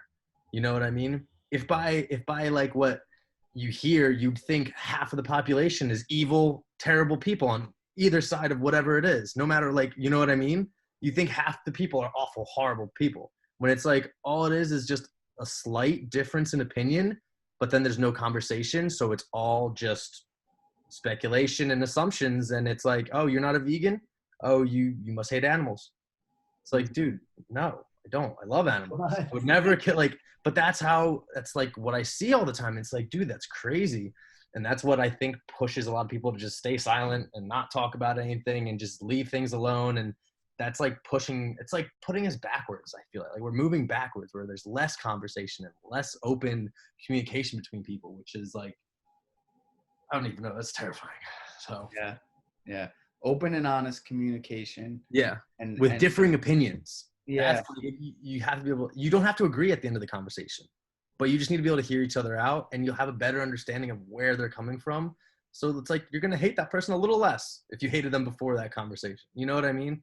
But it's so hard for people, I think, to get to that point, you know? So it's like the what's the saying? If just because you're right doesn't mean I'm wrong. Right. Like that. And I forget what Sean said in the episode 101. He talks about he likes to blow like people's minds that are either far right or far left with this thing. I'll have to dig that clip out so I can post it, because it was probably a good one. It was something about like, I believe that two gay guys should be able to live on a farm, grow their own, own their own. I feel like I've heard this.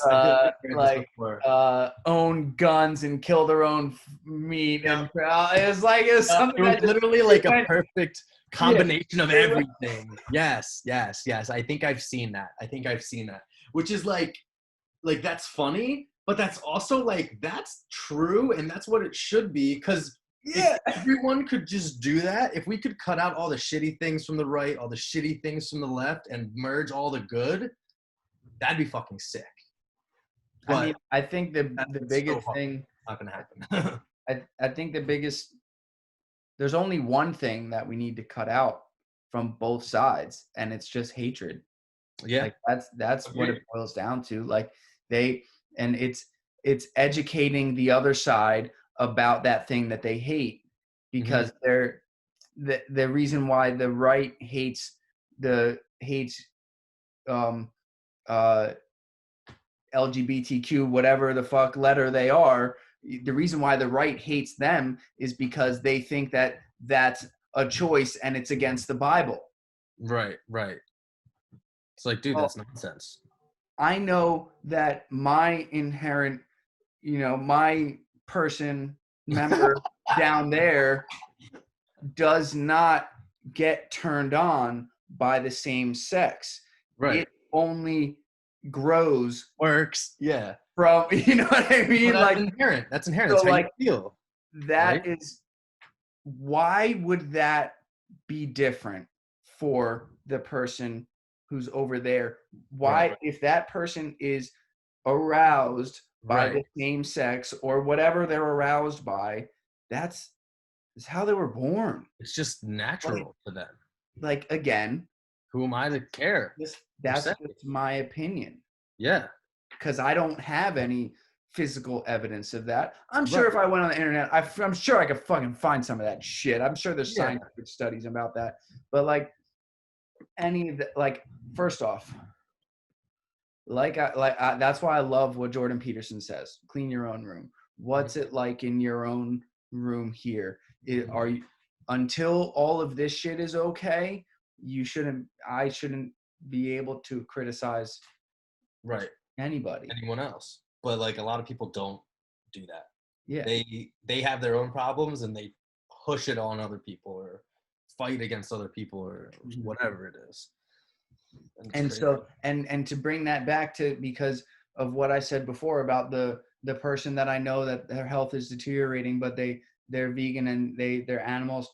Well, I should look at that too, because like whatever, I believe that what I'm doing is helping the same cause that vegans are, treating animals the right way. So like the way I've come to that conclusion is right for me. For that person, like that's the right conclusion they've drawn from what they're doing. So like fake. I don't believe I have the right actually to criticize them. Now I can think that's not right, and because I'd rather see that person live than the animals they're quote unquote saving. Right. Then Because that person's a good person and they deserve to live. Right.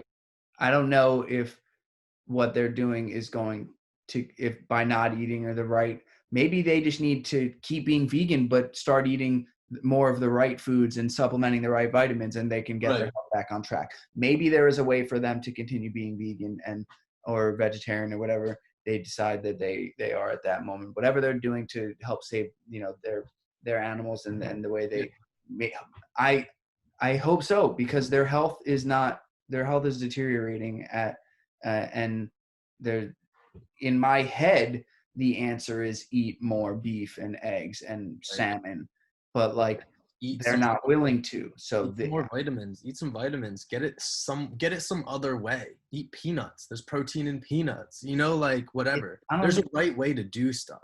Yeah, and I don't even know if it's just not that they're getting enough protein, or if they're just eating too much friggin' Italian food.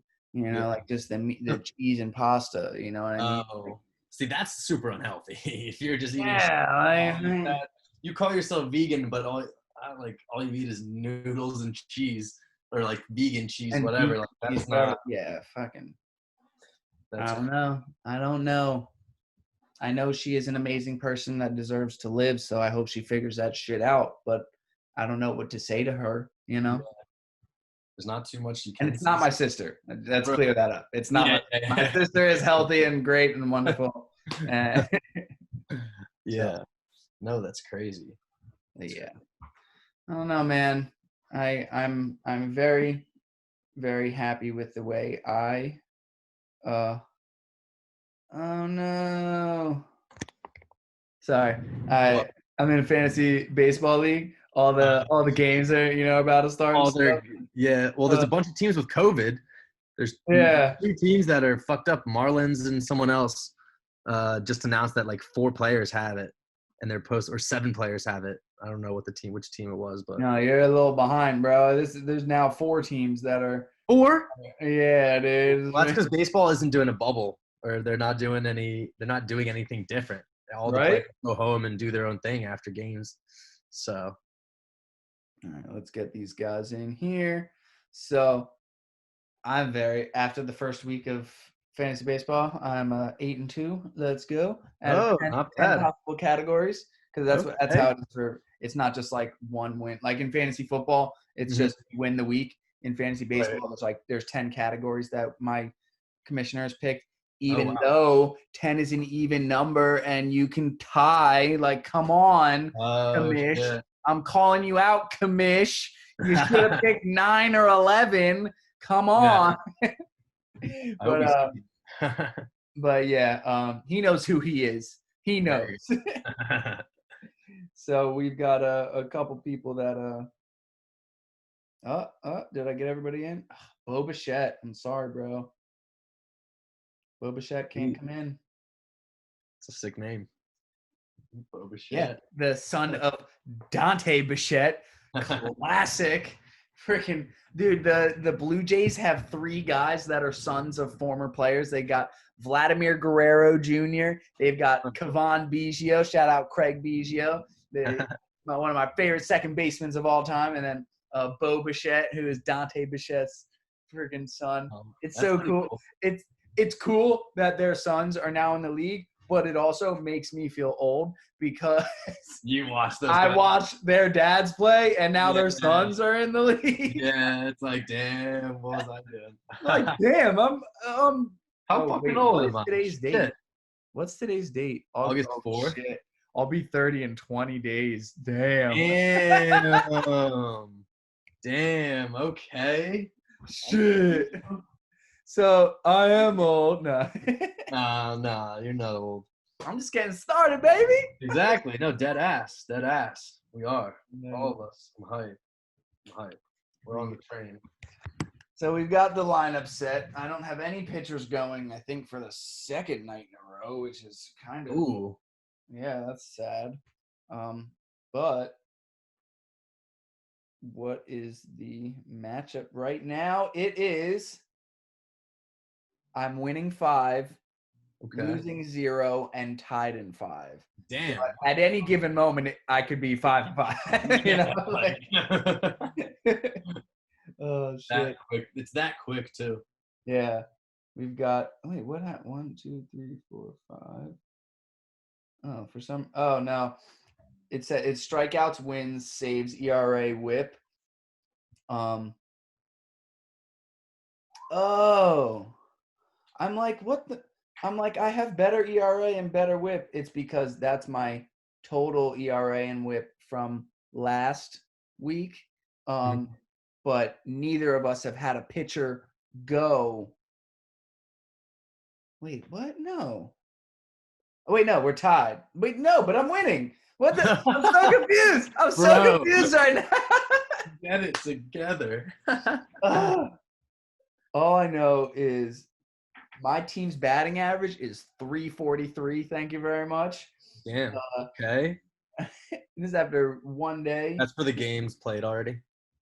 Yeah, I think it's just what's today? Tuesday, right? Yeah. Everything from last week. I think that's total, but no, I'm confused. I'm not. I'm just. You know what? Fuck that. Put that shit down. Yeah. All I know is like sports are back, baby. Yeah. And it's I hope not going well for baseball with all this COVID testing. No, it's not. But somehow soccer went completely fine over in Europe. What? Dude, they're partying in Europe. Their clubs open in Europe. Their DJs doing shows, bro. I'm pissed. It sucks. How come all the soccer leagues are absolutely fine, but baseball can't get their shit together? And basketball, we'll see. You know, it just started. Right. But well, the bubble is apparently doing well so far, right? Yeah. They said it's been 2 weeks or more since they've had a positive COVID test. Yeah. In the NBA, which is dope. Good stuff. Now, in the NBA, granted, there is only 12 players per team, so it's a little different than 27, 25 on plus a whole baseball staff. And, you know, granted, there is a whole basketball staff and everything too. Yeah. But they're not in a bubble in the baseball. They're all just going home afterwards. So, of course, they're just getting – who knows? They're partying on the weekends with their friends, whatever. Right. So, yeah. Who knows? I know there's quite a few baseball players who opted out of the season. Totally. Yeah, I heard about that. That's kind of crazy. I mean, whatever. As long as you – I guess – do you think they'll still get paid for the year? I guess not, right? That might have been part of the players union thing. Like, anybody can opt out and still get this year's salary or whatever. Now, granted, like, only, like, well-off players have opted out. Like, David Price has one of the highest pitching contracts, and he opted out. Ioannis Cespedes, I think that's how you pronounce it. He got a huge contract from the Mets and hasn't played like almost any games for the last 2 years because he's been injured, but he got a big contract before those injuries. So he's now opted out. And so he's like, fuck it. I got money. I'm freaking whatever. Yeah, like you don't have to do anything. I don't think anybody who's like just on the cusp of, the minor leagues and major leagues, I don't think any of them have opted out. They're like, fuck that. I need to play to earn my spot. And exactly. And it's a weird season to play. Like, I feel like everyone's just going to write stuff off because everyone's like, it's not normal. It's not whatever. They're like, who cares? Let's play and just fuck around.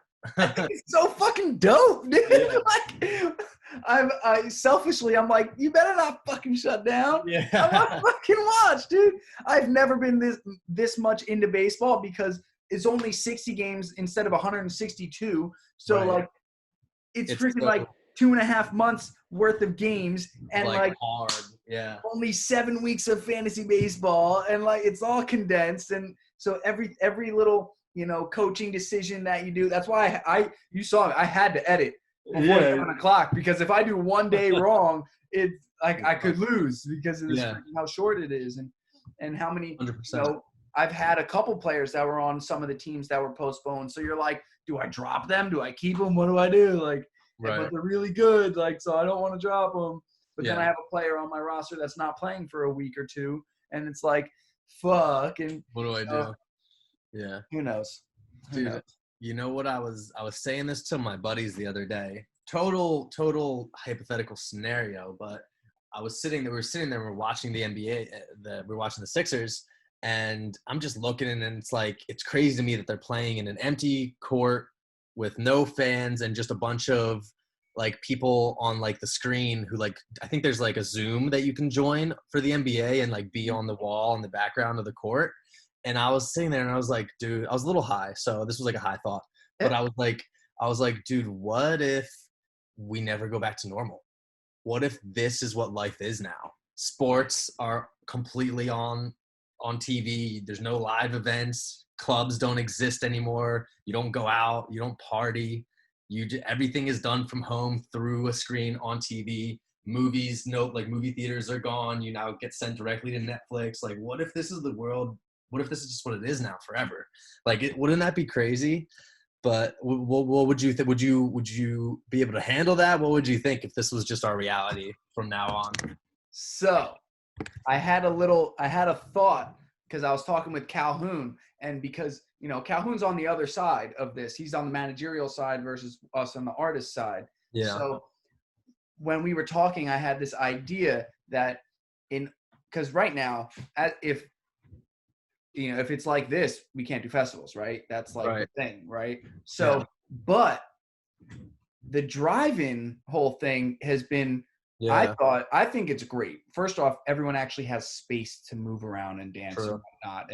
And I liked it because like, I'm not, who I was 6 years ago when I was getting fucked up in the middle of the pit, loving it, freaking bumping with everyone, I'm turning 30 in 20 days, so over here. I've matured, I'm drinking my mineral water at these festivals and right smoking my cigars and yeah, exactly. Smoking cigars. So on a serious note, this was my idea. I was like, what if, because festivals, they won't be able to do the capacity that they were doing before where everyone's bumping together and shit, like, so what if you could only sell a quarter of the amount of tickets that you were selling before, but there's also another ticket that you can buy, say for $20 to watch it virtually, so you don't have to go to the festival. Yeah. But so there's still the option, right? And if you do it that way, only a quarter of maybe the tickets can be a little bit more expensive, even though the in-person ones, not the online. Even though I think it should be. I think festivals and stuff it's overpriced, and the artists do get paid enough, but don't get paid enough because like the little guys on the bill, they $100. I'm gonna let everybody in on a little secret. Those little names that you see, 99% of them don't get paid at all. They're just happy to be their there. payment is that they're on the bill. And like, Right.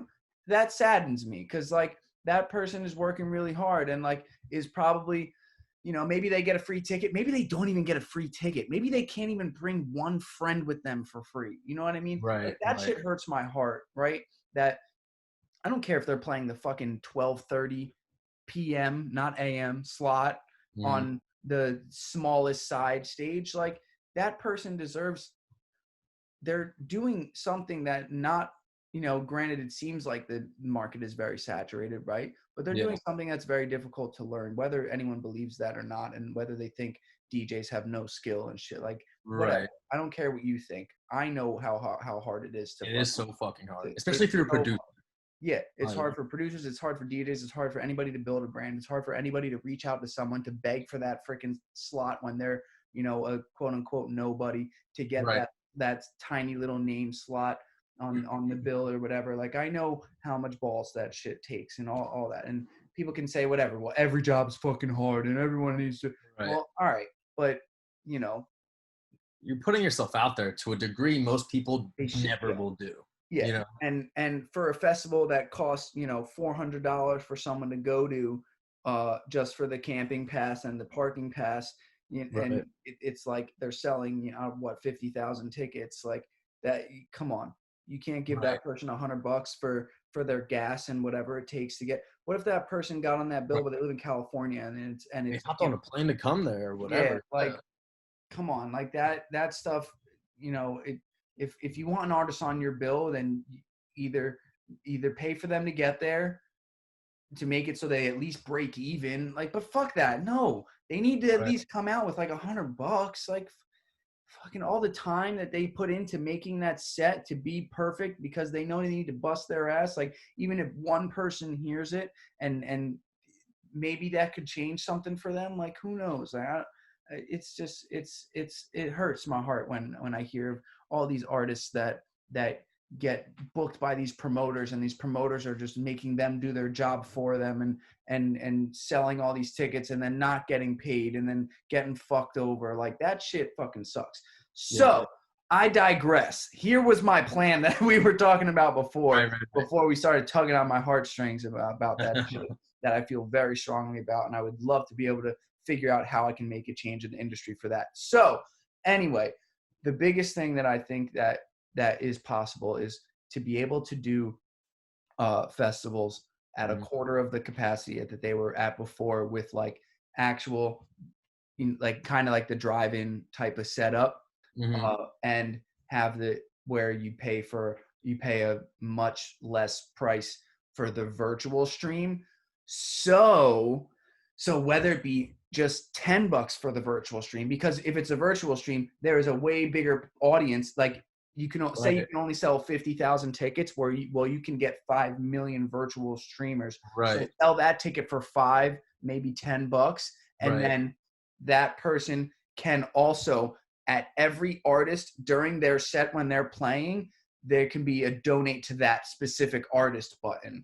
Where you can donate $1, even if it's a fucking dollar. Imagine if there's 5 million people watching this new artist and they're like, holy shit, this is awesome. And just like out of the kindness of their heart, like 1 million of them fucking hit $1. You don't even need it. Like, not even. You could do even 10,000 people. If you can, like, that's amazing. Can you imagine the life change? Like, that can change the game for so many of these artists that have been struggling for so long. And fuck, man, like, this is how we help the artists, right? Oh my God, fuck this whole this COVID thing. We can all come out on the positive side of this, especially as us artists. There's so many other ways that if we can make it so that the 1/4 capacity festivals and live stream all of them, if that can fucking fuck it, yo, I'm starting that shit. I'm hitting up Steve's promo. I'm hitting up I'm hitting up EBC. Let's fucking go. Let's fucking go. I got this idea and I put it out onto the fucking internet like an idiot before pitching it. I gotta trademark this shit or something. I want to help the little guy. I want the artist to get paid. fuck. It's been cool though, because since no one's doing any actual live shows, they've all been free. All these festivals with all these big name DJs playing all these festivals. Like there was the Tomorrowland one a couple weeks ago. Insomniac had 2 months where they were doing a stream every weekend with big names. I was like, and they're all free, and that was sick. But that was only a temporary fix. You know, that was under the assumption we go back to normal. Yeah, and to be honest, like I don't know if those artists got paid and stuff, and I don't. Because they probably didn't. But at the same time, like that artist worked hard, and that artist deserved to be paid. As much as everyone's struggling right now with money, those artists that relied on their shows to get paid, like they're all struggling too. They're not exempt from struggling just because they're a famous artist. Like they deserve. They worked to get to that point, right? So like they deserve, you know, to have the right to at least have the chance to make money, right? Like everyone's fucking struggling, and I know some things that help people that are struggling are comedy, music, and sports. All right, what are any kind of or a live entertainment something. And I don't mean fucking strippers and shit, but even strippers gotta live too. Like I don't fucking know, dude. Like I'm trying to be, politically correct, but they gotta fucking live too. What's other live stuff? Plays, plays, the opera, actors. All this, they're not allowed to film out in California. So like TV shows and movies, like I don't. There's going to be no movies coming out next year, no TV shows, because nothing's being filmed this year, dude. The amount of content that we're going to have to watch next year is going to be zero. But there's going to be 6 hours on average a week of Free Yourself for everybody to watch. Oh. Hell yeah. Oh, man. I'm just happy that I have, people like yourself that are willing to come on and just kick it for a little bit. And yeah, dude, just share ideas, really, that's all it is. Just talking, conversation. I haven't really done anything like this before. This is dope. This was so much fun. Like, this was sick. You were a fucking awesome guest, bro. Yeah, thank you. I'm so happy to have you on here. Yeah, this was fun. This was great. So let everybody know who's been watching, all the millions of billions of viewers that we have. Please no, but seriously, let anybody that wants to reach out to you, how can they? I'm going to put your links in the chat, but yeah. They get a hold of you. Literally SoundCloud, Instagram are the big ones. I have Twitter, but I don't really use it. At Heph Sounds. That's where I'm at everywhere if you want to email me. Oh, I might edit that out. I don't know if that's good to have the email out there. Whatever. At Heph Sounds. But yeah, I mean, honestly, just working on a lot of music. I was thinking I could share my screen. We could throw on what I sent you earlier. I can play that. Share screen and audio. I might have to allow you. Oh yeah, you have to let me share my screen. But I'll let's play it. I would love to hear your thoughts. It's a good light way to end it. Hell yeah.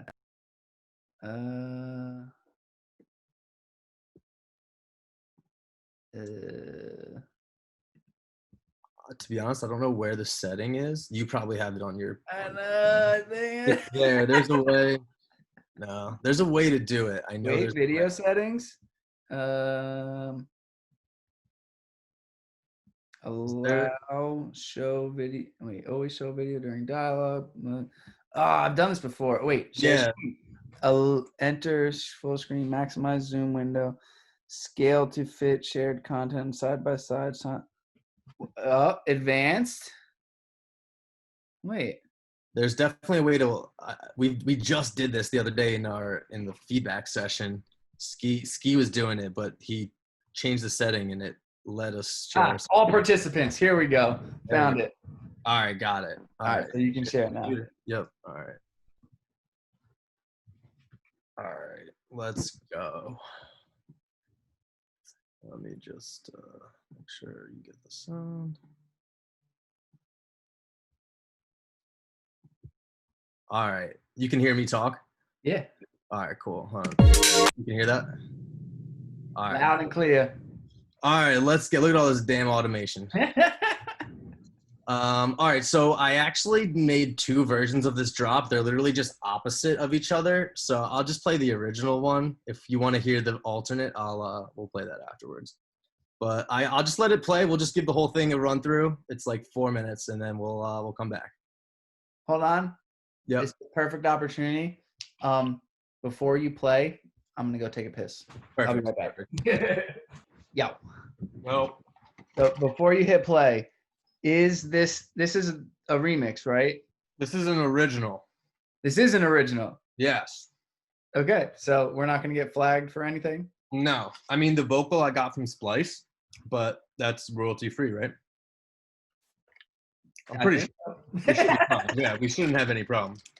All right, I just wanted to make sure because I was taking a piss and I was like, shit, if it's a remix, whatever vocal or something, it might get flat. All right, so it's a vocal from Splice that's like, I don't think we should have a problem. And I'm not gonna lie, you know what I'm gonna do?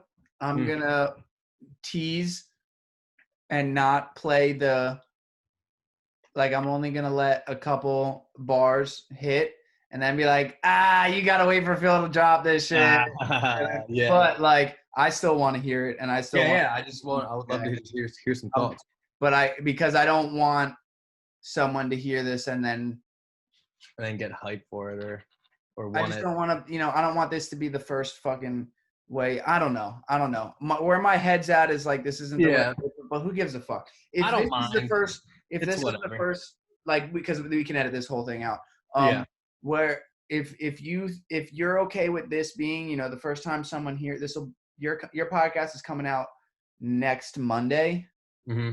So if you're okay with that being the first time and preview of someone hearing this, possibly, I think that would be cool. I mean, like a little preview, dude. If someone chops your podcast rips it from YouTube and puts it on whatever, who cares? Like that's not gonna happen. It's whatever. Yeah, and at this point, I'm not getting the crazy amount of views, so it's not like you'd be spoiling anything anyway. So yeah, no, it's not even. I'm gonna edit out this whole conversation, and we're just All right, all right, let's get it.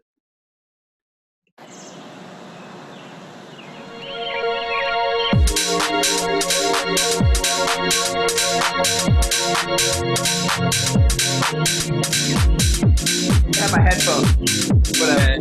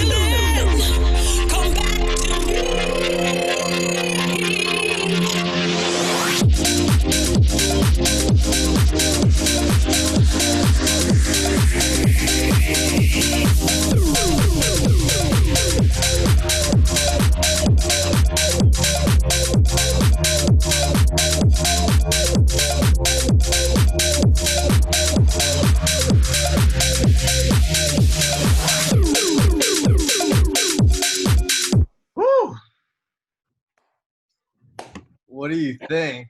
What do you So, first things, couple things that I love about the track. Love the arrangement. think? Love the arrangement. You know, this genre is my favorite. Yeah, dude, house music, baby. It's what's Yeah, going on. house music all night long, right? Uh-huh. Fucking. So some of the stuff that I really like about it, I like the elements that you have.